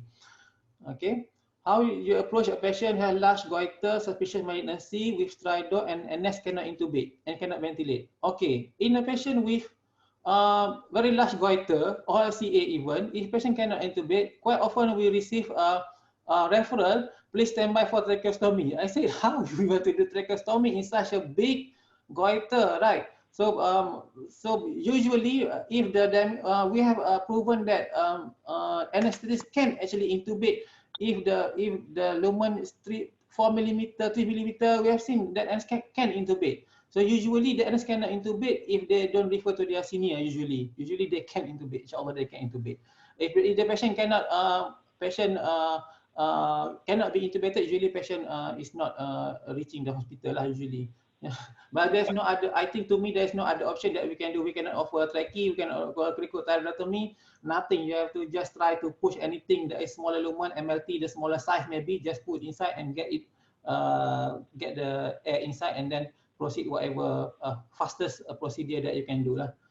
Otherwise, there is no magic to make the huge thyroid gland disappear for you to do trachea, whatever, right? So I think maybe other panels have more experience in that. But usually that is my limitation. I cannot offer anything extra. I agree with you. Yeah. That's the way. Yeah, okay. Yeah. Now I think we can go to case discussion. Professor. Yeah. Thank you. Okay. Many thanks, Mr. Awata. Ladies and gentlemen, we've had the first section, which are the lecture talks, which are given by our well-esteemed lecturers. They shared tips and also tricks from up their sleeves on how to tailor and also how to individualize surgery to improve surgical outcomes in our patients. Now we move on with the second session in today's webinar, which is the case discussion session. We've got a total of 4 cases to be discussed. If time is permitting, we will discuss the 4th case. And I would like to call upon Professor Dr. Mohammad Razif, who is a course director and also a professor in head and neck surgery from UKM Medical Center, to chair the session. Thank you very much, Dr. Hadib. Again, thank you very much to all the speakers, Prof. Marina, Prof. Mawada, Prof. Zul, Prof. Irfan, and Dr. Avata for the first session. So we move to the second session. When I look at the question and answer, there are some questions maybe we can discuss during the Q&A session. So we try to cover all this, but I think the first case discussion is going to be Dr. Hadib is going to present. Dr. Hadib is one of our lecturers here in the UKM. So Dr. Hadib, maybe you can start the first case discussion. Thank you.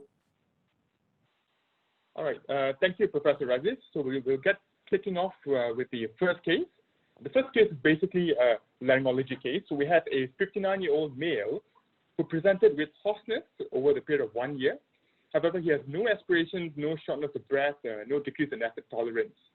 He's had a previous endolaryngeal microsurgery done, and a biopsy was done approximately 1 month prior to his presentation that revealed glottic carcinoma. He was an ex-smoker and stopped approximately 1 year ago and doesn't consume any alcohol. He does have a significant occupation hazard. He's a carpenter, therefore he's been exposed to large amounts of wood dust. On examination, he's got no respiratory distress, he's got no noisy breathing. His saturations are very good at 98% on air. On the Graba scale, he's got a 3. For our colleagues out there, the Graba scale is also known as the grading, roughness, breathiness, asthenia, and straining. Yeah, straining scale. Yes, thanks, Prof. Marina. And it's first being introduced by the Japan Society of Phonetics. And in this patient, he's scored 3 on roughness, which gives a overall grading of 3. The maximum phonatory time, which is the maximum time of phonation with 1 large breath, was 8 seconds. Anything less than 10 seconds is reduced. He does have a good cough effort, which indicates a good subglottic pressure. He's able to count 1 to 10 in a single breath, which indicates also good glottic efficiency. And fortunately for him, there's no neck nodes palpable. I'll share a video of the bedside flexible nasopharyngeal laryngoscopy. So if you look at the video, ladies and gentlemen, we can appreciate a fungating white mass at the anterior third of the left true cords, which also involves the anterior commissure and also a small portion of the anterior third of the right true cords. If you look closely, you can also appreciate some irregular mucosa on the free edge of the right true cords. What is most important in this video is that both vocal parts are mobile. Okay. So the biopsy from his left true cortex from the retinal center revealed a squamous cell carcinoma, and therefore he's got a diagnosis of laryngeal squamous cell carcinoma, T1B and not M0. Why T1B? Because both the vocal cords were involved. So he underwent a direct laryngoscopy, examination under anesthesia, and also endolaryngeal laser surgery. The histopathology examination confirmed a squamous cell carcinoma. And this is the intraoperative picture during the direct laryngoscopy. As you can see, there's a mass in the right anterior third of the right true cortex. There's also a mass involving the enterocommissure and extending to a small section of the left true cortex also. So I correct that. I was getting there's a mass which can be seen in the left true cortex, anterior third of true cortex, involving the enterocommissure and also a small section of the right true cortex. And this is a picture whereby a type 6 laser codectomy has been performed on this patient. Okay, we now reach the discussion. I'll hand over to Professor Razif. Okay, thank you very much, Dr. Hadib. We would like to have a discussion on the investigation that in these sort of cases, when you have a laryngeal malignancy, T1 and T2, what minimal investigation that you can perform to manage this case further. So maybe I can invite one of the panelists to start the discussion. The minimum investigation for me to decide, normally we are talking about whether this patient would need CT scan or not, and number two, whether we want to perform CT and wait for the histopathological examination, and this that patient would like to have. So I think for me, firstly, I would do video endoscopy, a very close video endoscopy, determine whether the anterior commissure is involved, number one. Number two, whether if it is involved the mid-cord of the vocal cord, whether I can see the lateral extension and what is the mobility of the vocal cord. If there is anterior commissure involvement, or I can't see the lateral extension of the tumor if this is mid-cord tumor, and plus if there is impaired mobility, I would request for CT scan thin cuts to look for whether there's any inner perichondrium involvement, especially in the anterior commissure tumor, and whether the paraglottic space is involved, if it's T2 with impaired vocal cord mobility. And then based on that, I would decide whether we would proceed, we would offer patient with endolaryngeal laser surgery, or we would offer the patient radiotherapy instead. So in many instances, after video endoscopy, using enhanced laryngeal imaging, when we have the privilege of examining the vasculature of the tumor, if I am quite confident that we are dealing with malignancy, and the CT scan doesn't show inner perichondrium involvement, there's no paraglottic space involvement, I would offer the patient for one-step diagnostic and therapeutic approach, in which the tumor is excised as for therapeutic aim, and the specimen is sent for histopathological examination. However, it is not wrong if someone wants to do direct laryngoscopy, biopsy first, wait for the HPE, and discuss with the patient accordingly. Thank you, Prof. Marina. Seems you're answering the second question as well. We will give a chance to our oncologists later on to also discuss on this, the treatment of radiation. But as you know, when we're dealing with patient, it really depends on your institution where you work. And in our panelists, we do have panelists who are from our Ministry of Health, and also if I can get input later on possible from Professor Primasa in private. So if you have such patient, Dr. Avatar, or maybe Dr. Rohaizam, in Kementerian Kesihatan or our Ministry of Health, what do you do for the minimum investigation for early CA larynx? Yes. And same thing. The basic thing is, okay, patient comes in, yeah, I guess it's standard. You still have to do a flexible laryngoscope. Okay, probably we may not have the privilege of a stroboscope. Okay, then the next will be a ELMS for biopsy purposes. You need to ascertain for HPE, and then only, okay, we'll give the patient options. Okay, either the benefit of a laser surgery or radiotherapy, the pro and cons of both. I think the days of where we give the patient, I mean, we suggest patient, oh, this is the best, or that's it, that's about it. I think the days are gone.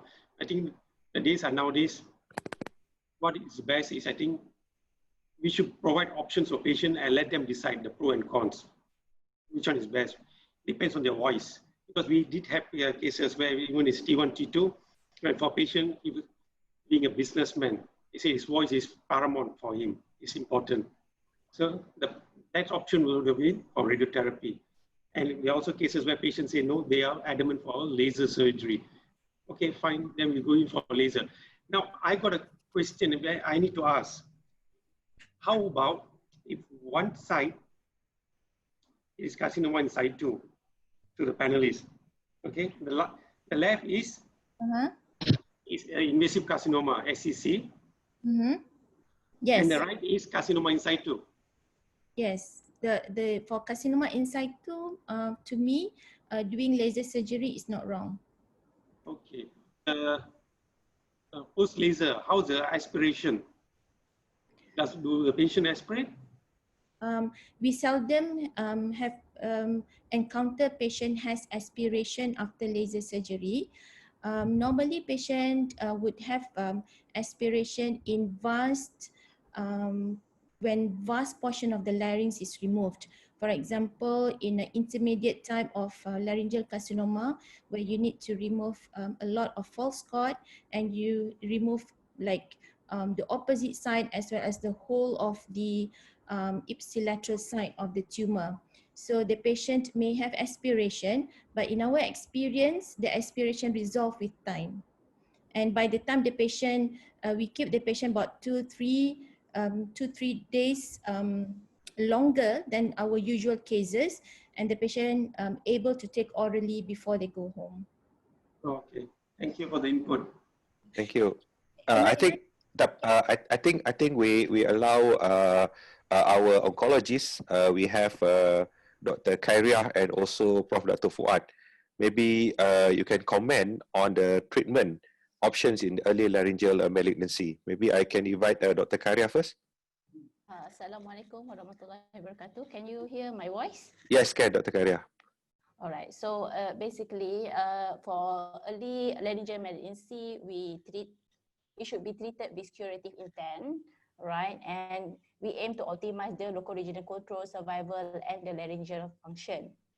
So basically, most common treatment modality usually are surgery or radiation therapy. So usually it's unimodality. And both actually can offer good survival and functional outcome, but each has differ in potential toxicities and complications.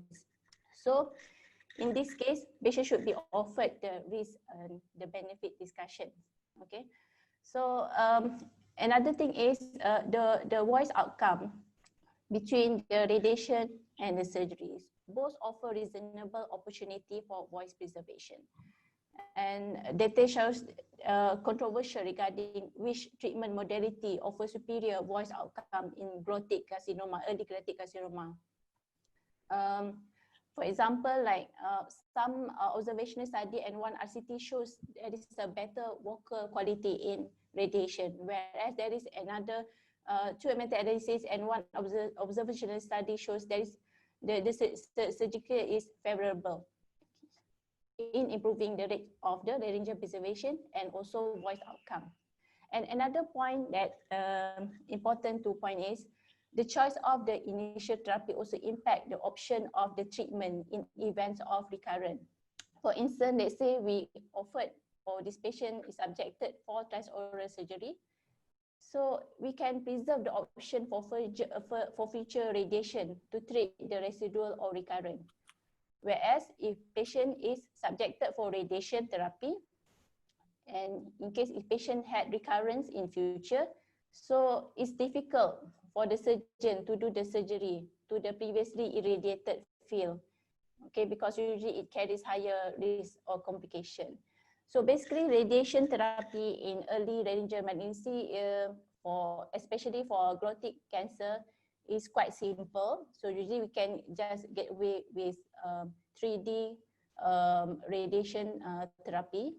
So usually it involves lateral opposed radiation therapy, and we can offer hypofractionation, meaning that we give 2.25 gray per fraction instead of 2 gray per fraction. So we can reduce the frequency of the radiation treatment. So we can give like let's say 28 fraction instead of 35 fractions, but the equivalent dose is about the same. All right. So the side effect for radiation therapy usually manageable. Usually patient might have radiation dermatitis, hoarseness, odynophagia or dysphagia. But most of the toxicity are manageable. Most of them had grade 2 or less than grade 2 toxicity. Yeah, and okay. Fuad, do you want to chip in some? Yeah, I think if we can invite Prof. Fuad to say something, maybe we can see your photo also, Prof. Fuad. Yes. Can you see me now? Handsome man, yes, please. Okay, right. I agree mostly with Khairia. I mean, if laser surgery is feasible, I think that's a good option. It may be faster, 1 day or a few days rather than 5, 6, 7 weeks of radiotherapy. So that's one good thing about it. And then what she says is again correct. If you've done A, then you have option B of salvage. So you've done radiation, then surgery is salvage. And it's often easier to give radiation rather than to do surgery. So again, I agree with that. Prof. Fuad, another question probably, or Dr. Khairia, does age important in terms of giving a radiation in the early stage CA larynx? Does that limit your radiation? Okay, maybe for me, I think the age in that we know that radiation does carry a small long-term risk of getting a second malignancy is slightly higher, and this may be in a population of people who are already smoking and already at risk of getting a second malignancy in the head and neck region. So older patient, that shouldn't be an issue. Younger patient, yeah, again, cosmesis may be an issue, and the possible potential risk. Although I think the data for this is not so robust. We see this data in pediatric malignancy, like say Hodgkin and so on, where those who had radiation had increased risk of malignancy, but not so much in larynx. I think for people with laryngeal cancer, the fact that they are mostly smokers precludes a much higher risk with radiation. Thank you. I mean, it's not easy to, it's like a game. When you play games, end of the day, it's not who win the games. I think end of the day is a position to decide, especially when you have a CA larynx and we give all the information.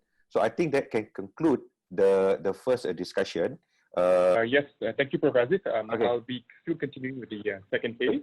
Thank you. Okay, so the second case is still a laryngeal case. So we've got a 59-year-old gentleman who presents with a 1-year history of hoarseness. He was diagnosed with laryngeal carcinoma 1 year prior. That was around the month of July in 2019. At that point of time, a biopsy revealed invasive non-keratinizing squamous cell carcinoma. He then underwent 28 fractions of radiotherapy for about 6 weeks. He then presented with 2 months history of worsening hoarseness in May 2019 during the MCO period. He doesn't have any aspirations, no shortness of breath, no decrease in any effort tolerance in him. In terms of his social history, there was a significant smoking history. He's got a 40 pack years of smoking, although he just quit 1 year ago. It doesn't consume any alcohol. On examination, once again, there's no respiratory distress. Saturations are good and 98% on air. He's got no stridor. On his GRABA scale, he scored an overall grade of 3, mainly in the roughness and also breathiness component. Also had some straining where he scored 2. In his maximum phonation time was only 5 seconds. This is markedly reduced. Anything which is less than 5 seconds often interferes with activities of daily living. He, however, does have a good cough effort and is able to count 1 to 10 in a single breath. There's no neck notes palpable in this gentleman. This is a video of the bedside flexible nasopharyngeal laryngoscopy. As you can see, there's a white ultrafungulating mass involving the right anterior 2/3 of the true cords. In this video, it's difficult to ascertain whether the anterior commissure is involved, but we have got a high index of suspicion that anterior commissure is involved.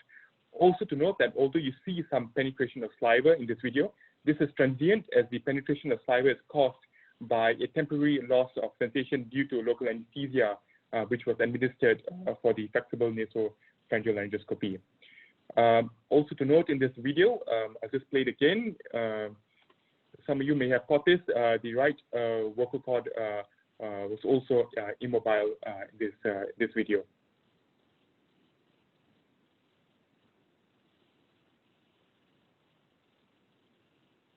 Sorry, this video doesn't really show us the movement of the vocal cord, but the right vocal cord was immobile. A CT scan of the neck was performed. As we look at the CT scan, upon discussion with the radiologist, we agreed on the right-hand side of the paraglottic space, there was some paraglottic streakiness, as evident by the green highlights on the picture. So this indicates that there is some involvement of the right paraglottic space. There's no lymph nodes which can be seen, no neck nodes which can be seen, and cartilages such as the thyroid, arytenoid, and also cricoid cartilage were not eroded or rather not involved. So therefore, the biopsy revealed an invasive non-fraternizing squamous cell carcinoma. This gives us a diagnosis of a recurrent laryngeal squamous cell carcinoma, RT3 and not M0. Why is it a T3? Because it's a paraglottic space involvement, and also the right vocal cord appears to be immobile in this patient. So he underwent a direct laryngoscopy, examination under anesthesia, and also endoscopic laser surgery, endoscopic endolaryngeal laser surgery, and the histopathology examination revealed squamous cell carcinoma. This is the pictures of the examination under anesthesia while a direct laryngoscopy was performed. To note that we can confirm the anterior commissure involvement in this picture.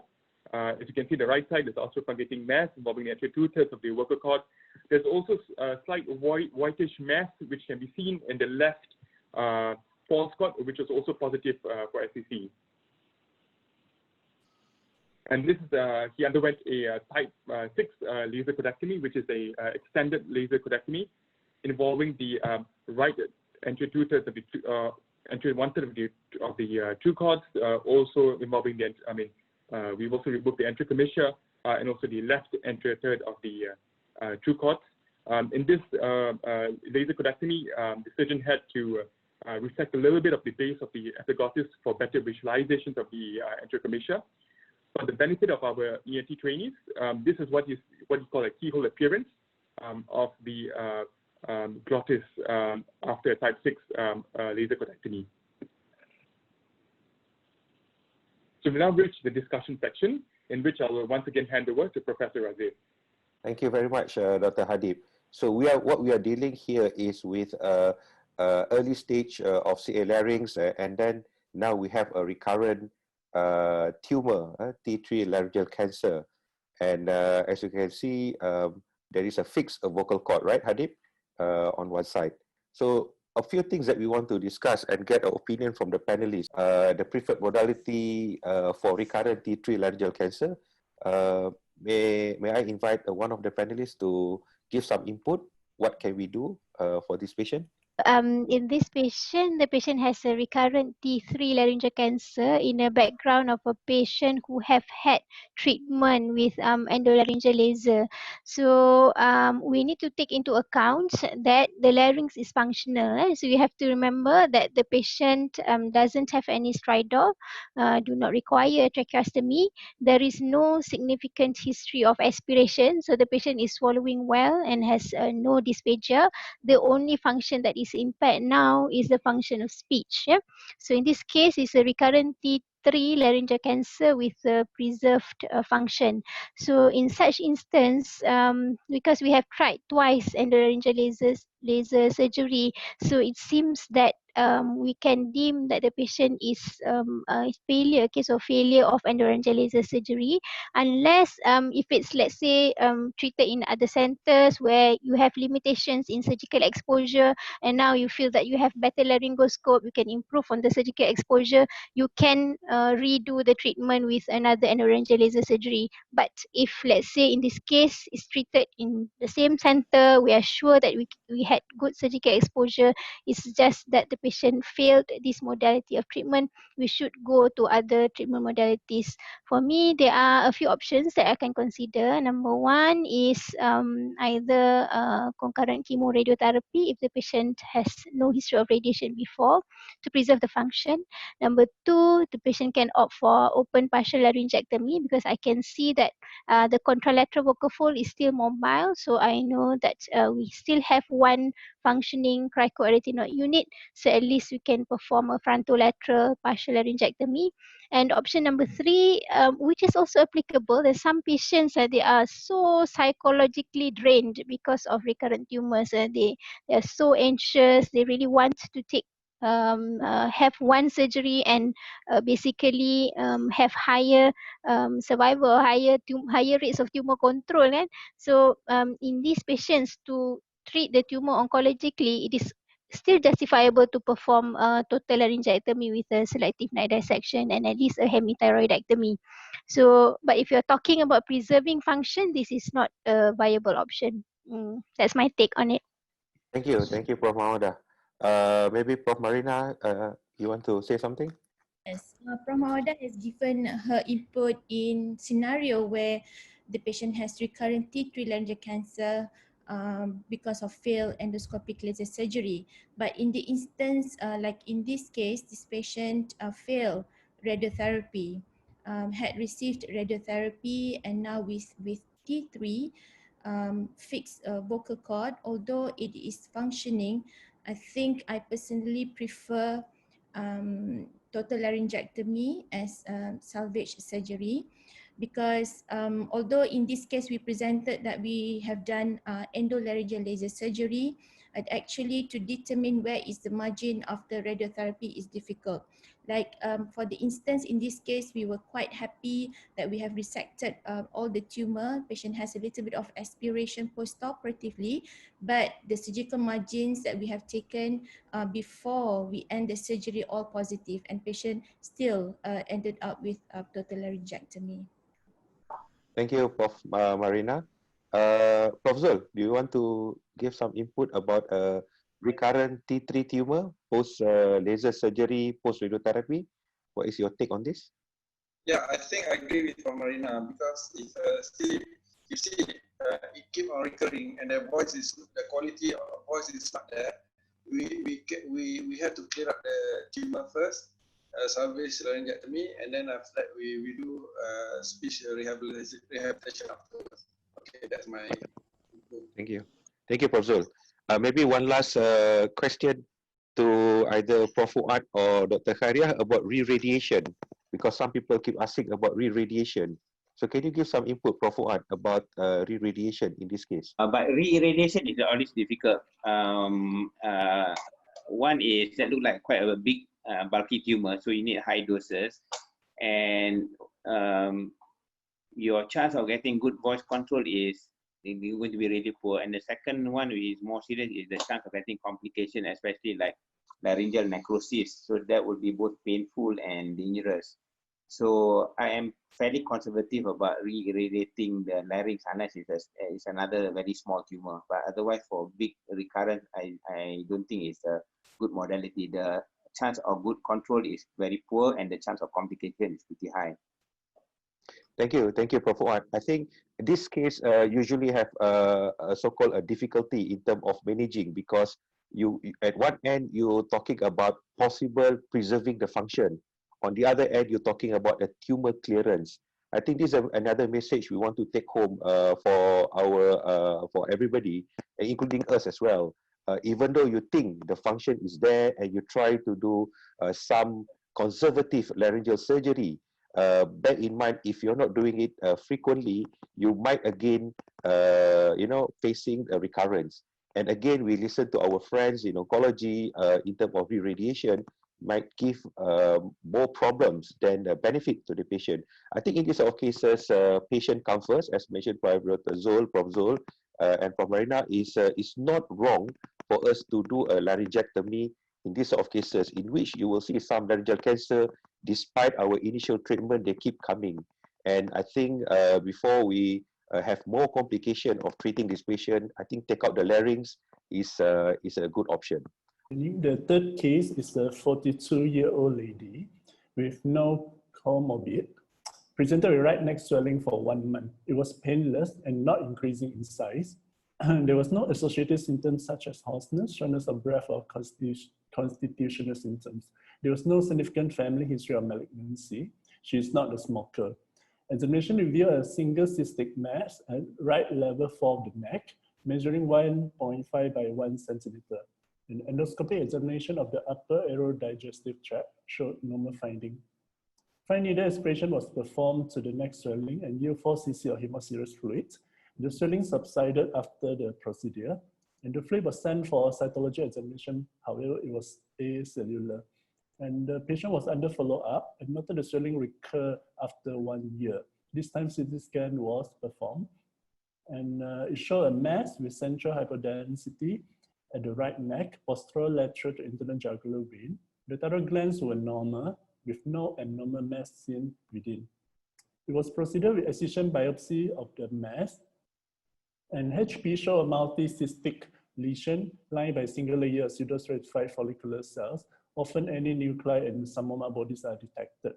And further immunohistochemical stains were consistent with metastatic papillary thyroid carcinoma. And surrounding fibrofatty tissue showed 4 out of the lymph nodes are involved by the tumor cells. The patient then underwent total thyroidectomy and right modified radical neck dissection. And there was a right level 2A node measuring 1 by 1 centimeter and a right paratracheal node deep to right thyroid lobe with the same size. Both thyroid glands were grossly normal, and bilateral recurrent laryngeal nerve were identified and preserved. This intraoperative picture showed the left and right recurrent laryngeal nerve as pointed by the forceps. Post-op HPE showed papillary thyroid carcinoma in right thyroid lobe with maximal diameter of 14 millimeter. No extracapsular or extrathyroidal extension. No perineural invasion, but there is positive lymphovascular spread. And parathyroid glands were normal. The neck dissection specimens show only 1 positive node at level 2 out of total 14 nodes. No extranodal extension was seen. So the final diagnosis was stage 1 papillary thyroid carcinoma. She was referred to radionuclear medicine in tertiary center and has completed her first RAI treatment, currently waiting for a second session. So these are questions open for discussion. I hand over to Prof. Razif to moderate the session. Thank you very much, Dr. Lam. So in interest of time, maybe we can ask Dr. Avatar to answer all the questions. Mr. Avatar. Yeah, sure, Razif, I'll try. Okay, so investigation for cystic neck mass. First one is FNAC versus excision biopsy. Okay, these all, normally the standard, what we do in my center is, okay, we'll go for FNAC first, right? Like whether you can yield any diagnosis for us. Like in this case, it was acellular. And what happened was that the cyst collapsed, and we did offer the patient whether we can go in again or wait for it going open this time, or we wait for the cyst to reoccur. And the patient was quite happy. She said, no, she will wait for the cyst to reoccur. So it's like that, right? So it's basically that really depends. And right, but there are also cases where when the cyst does not collapse and the FNSE does not yield any results, first time, second time, then probably we will advise the patient to go for a excision biopsy. Yeah, there is a role for excision biopsy. As for a role for PET scan, I think it is still too early. We take a step ladder, look at the step ladder for investigation. It's too early to go in for a PET scan because we still do not have a histological result for the swelling. Okay, as for treatment for low-risk papillary thyroid carcinoma, lobectomy versus thyroidectomy, right? It's in this case, well, it is metastatic, right? If it's metastatic, I will offer patient total thyroidectomy, right? It's easier so that we don't know whether it will recur on the other lobe or not, even though it's only in the right side. If patient does not have neck nodes and comes with a unilateral right lobe or left lobe swelling, and FNAC can't yield anything, and we proceed with a hemithyroidectomy, and it comes back as microcarcinoma, margins are clear, then you counsel the patient, explain to the patient that this is the result, and the risk of developing the other side is very low, but patient needs to be compliant to her follow-ups, regular follow-ups, and probably every 6 months we'll get an ultrasound for her, right? But if it's a frank carcinoma, then we'll advise the patient to go in for a completion thyroidectomy. That's about it. And role of non-surgical treatment, example for RAI. Yeah, this we also normally will discuss with the patient at the very beginning to give patient options. Okay, explain the risk of the surgery versus RAI, and patients need to decide which is the best option. There are a few patients who opted for RAI, citing the worry for the change in voice, damage to recurrent laryngeal nerve and all that. They say no, they'll opt for RAI. There is that. Okay, thank you, Dr. Avatar. Again, for interest of time, maybe Prof. Zul want to, or Prof. Irfan want to comment something, any of the question being asked there? Basically, I agree 100% with what Mr. Avatar mentioned just now. The only thing that maybe a little bit, if I can add, is actually if a patient from FNA justified for hemi, then suddenly the HPE turned out to be a micropapillary, there is a 50-50 yes or no to do a completion or just to wait. If the patient, as what mentioned by Dr. Avatar, opt to wait with regular TCA and monitoring with ultrasound, I would like to, in some literature said, giving thyroxine to suppress the TSH in order to avoid or reduce the incidence of the other lobe to develop further. I think that's all. Thank you very much. Thank you. Prof. Zul, you want to say something? Okay, I think more or less the same like Prof. Irfan and Mr. Avatar. Just that for microadenoma, microadenocarcinoma or micropapillary, so it's less than 4 centimeter. There's a rule of watchful waiting, meaning that on the other side, we do lobectomy one side, the affected side. Contralateral, we can wait and then do repeat serial ultrasound. If there is any alarm or any incidental finding from the contralateral side, then we have to consider completion right after. So I guess more or less the same like Mr. Avatar's suggestion just now. Thank you. Thank you very much. Thank you very much. We have the last case. The last case is actually very interesting, and we can allow Prof. Marina and also Dr. Hadib to run through the case because it's something that we are facing quite a few times. So thank you very much, Prof. Hadib. Okay, we'll quickly run through case 4, which is a bonus case. So we've got a 69-year-old female who only presented with hemoptysis for the past 2 years, which was worsening in the last 3 weeks. She otherwise did not have any laryngeal symptoms or any constitutional symptoms. She was first seen by a respiratory physician who did a bronchoscopy, who then noticed a mass below the vocal cords. However, a biopsy was attempted but failed due to bleeding during the bronchoscopy. Instead, they did a bronchial washing. In the bronchial washing, there was no atypical cells or any malignancy which was discovered. She was then subsequently referred to the ENT surgeon. On examination, there was no palpable mass in the neck, and the laryngeal capitis was also present, and also cannula examination was normal in this patient. We'll jump straight to the bedside flexible nasal pharyngeal angioscopy. As you can see, there's normal supraglottic structures. The vocal cords are also quite normal. But ladies and gentlemen, you can see a red irregular mass at the right lateral wall of the trachea, which is occupying approximately 50% of the lumen. Because there's still about 50% of lumen remaining, therefore she did not have any respiratory symptoms. The laryngeal sensation was also intact in this patient. A computer tomography scan of the neck shows a mass which is arising from the right thyroid gland, which is labeled by the red circle, and infiltrating and also invading into the adjacent trachea, which is evident in the yellow arrow on the right-hand side of your screen. As you can see, you can appreciate in this screen, the area is still relatively patent, about 50% in this patient. An ultrasound was performed, and they could appreciate a heterogeneous thyroid mass in the right lobe. There was no neck nodes which can be seen on the ultrasound, and FNAC was performed, which was negative for any malignancy. They then subjected this patient to core biopsy, which was also negative for any malignancy. Therefore, based on the CT scan findings and also the invasive nature of this lesion from the right thyroid invading into the trachea, it was suspicious of a thyroid malignancy with intratracheal infiltration. Therefore, this case poses two challenging questions to all of us. How do we confirm a diagnosis in this patient?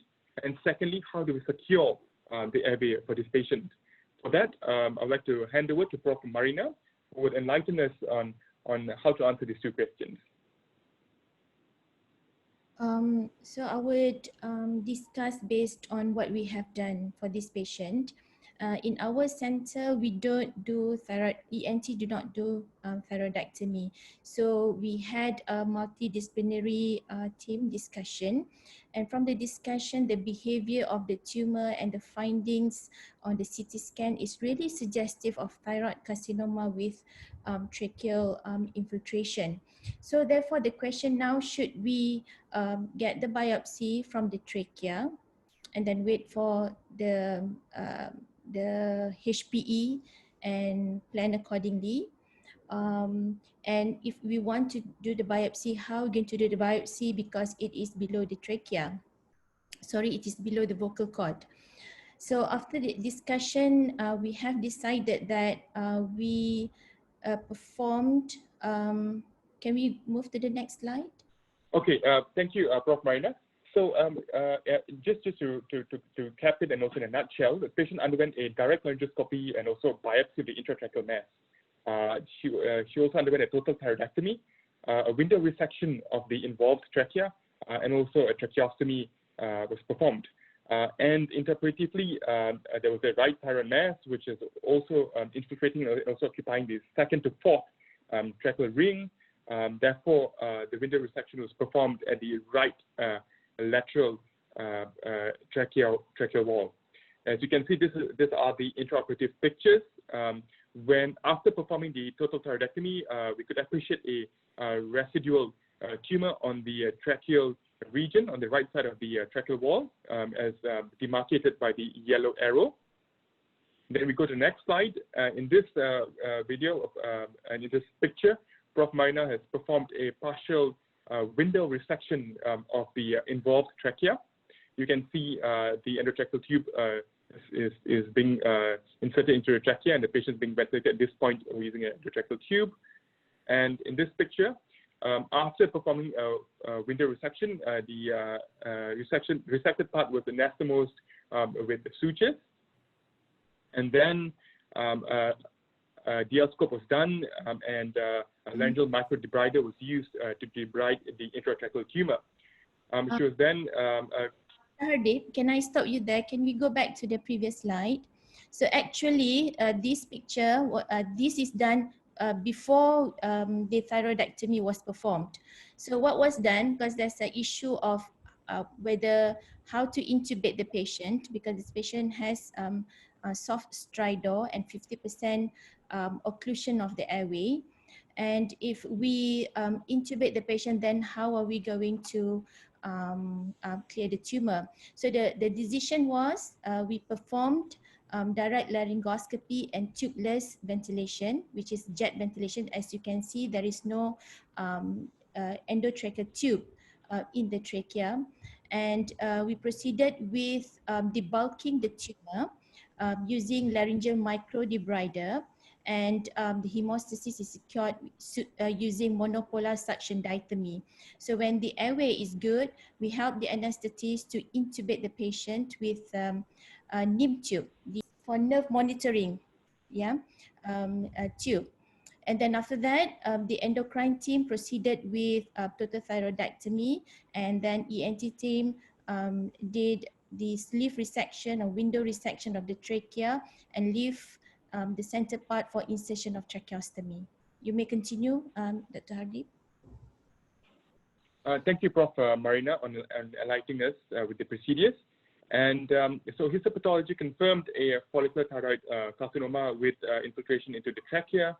And post-treatment, as the patient is seen, we can appreciate a grade 1 stenosis with no airway obstruction, no significant airway obstruction in this patient. All right. Okay. Thank you very much. I think for the interest of time, it's already 7:20 here in Kuala Lumpur. We had a very nice discussion, presentation, and also discussion with all the panelists, and even a lot of questions.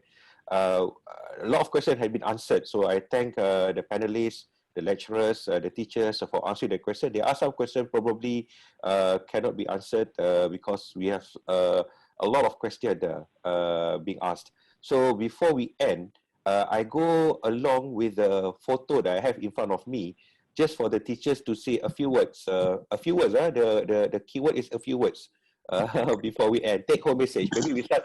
For my slide here is Dr. Prof. Zul. Prof. Zul, a few words before we end the session. Thank you very much, Prof. Razi, for this very awesome webinar. So I suppose, yeah, it's very good, educative, informative, and something to bring along during our practice as a head and neck surgical as well as a laryngologist.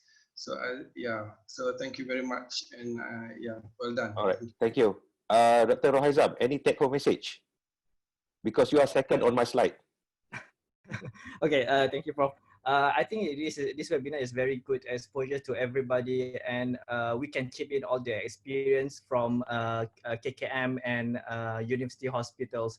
And I think the shared experience is very good to everybody. Thank you. Okay, Prof. Mawada, you are next on my slide. Thank you, Prof. Razif, and all the panelists.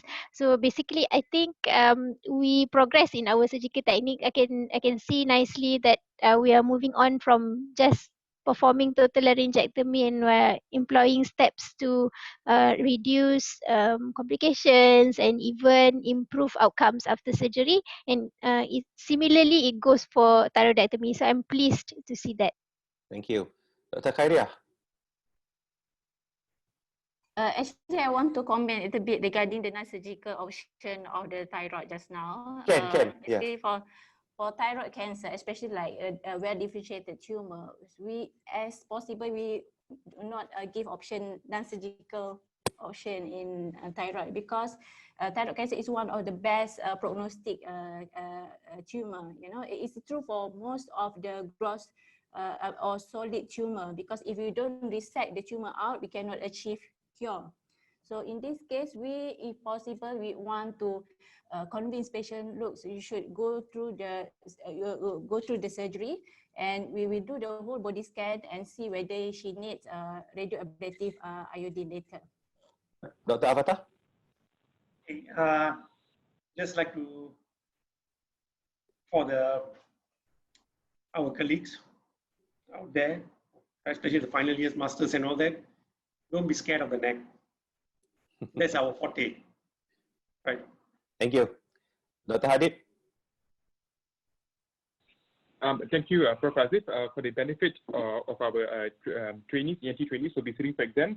When it comes to T3 tumors, always, as what Prof. Mawada has said, always consider whether it is a functional larynx or non-functional larynx to decide whether you want to embark into a laryngeal preservation surgery or a total laryngectomy.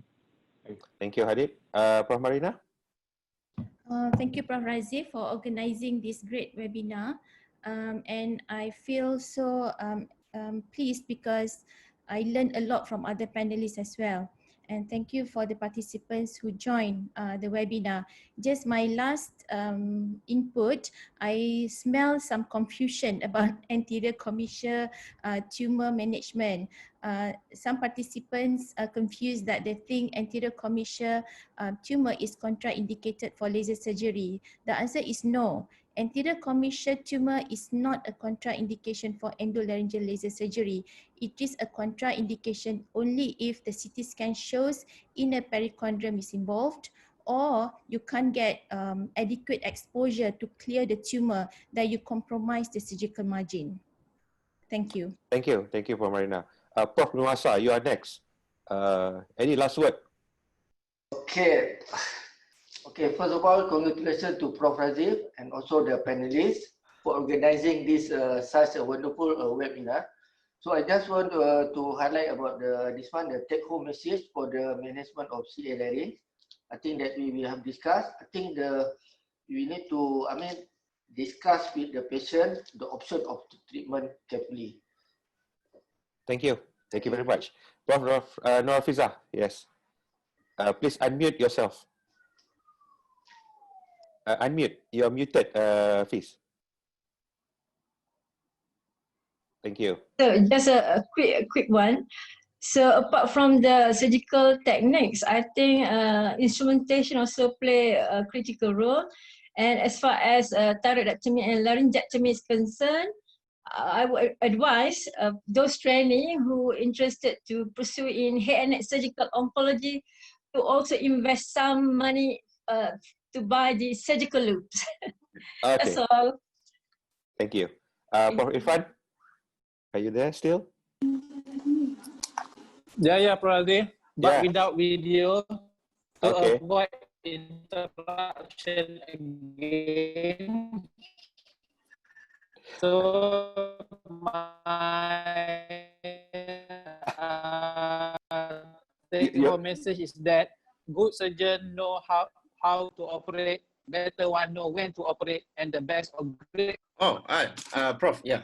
I think my comment should be the same as other participants. I learned a lot from a lot of valuable opinions from all the speakers and panelists. Thank you. I think, keep looking back at the recording that will be sent to you guys. Great. Thank you. So purposely we put Prof. Dato' Fuad last because we want to hear from you, Prof. Fuad. Any comments to us? Well, my last. You are the most important, boss. Okay. No, I think that was really good discussion. The cases were nice and varied, and you can see the slightly different practices and opinions. But I think we are moving forward, and I think we are managing our head and neck surgery much better. But one of the things I would encourage people to do is we need to analyze our results as what Razif and his team has done, so that we can actually see where we stand and we can further improve. Where are the choices? Sometimes there's a debate between CCRT or radical surgery, but maybe our own series will tell us where we stand in terms of our own expertise and what support that we have from the team, because it's a whole team work. Even though you're a good surgeon, if you don't have a good team backing you up, the nurses, ICU and so on, you will still not get good results. So let's see where our strengths are and let's see where we can improve. Thank you very much, Prof. Fuad. So, ladies and gentlemen, that concludes the end of our second webinar. So, before we left the group, leave the meeting, sorry, our organizer, Dr. Lam, will say something for the next webinar. So, Dr. Lam, can you please continue? Thank you very much, everyone. Have a good evening. So we have completed round 2 today of our series of 4 sessions. Our next round will be scheduled on the 17th of September at the same time with the theme of nasopharyngeal tumor. And a few announcements, each certificate will be rewarded after the 4th round of webinar with attendance at least 3 out of 4 rounds. And for Malaysian participants, 2 CPD points for each round will be awarded. And a few acknowledgements, especially to our sponsor, Johnson & Johnson, all the panelists and teachers, Mr. Ahmad Bukhari for the technical assistant, Dr. Fong Seong Kin for helping me a lot, and all the lecturers and the staff of Department of ENT, UKMMC. And this is very important to all participants. Please fill in the feedback form. Kindly scan the QR code. It's very important for us to continue to improve for our next session. So I'll see you next round on the 17th of September. Thank you. Thank you very much, everyone. Right, have a great, it's okay, I think, have a great evening. So I hope, we hope to see everyone in the next webinar. So have a great evening. I cannot say drive safe, like we got everyone at home. So have a good evening and thank you. Assalamualaikum. Okay. Bye. Thank you. Thank you.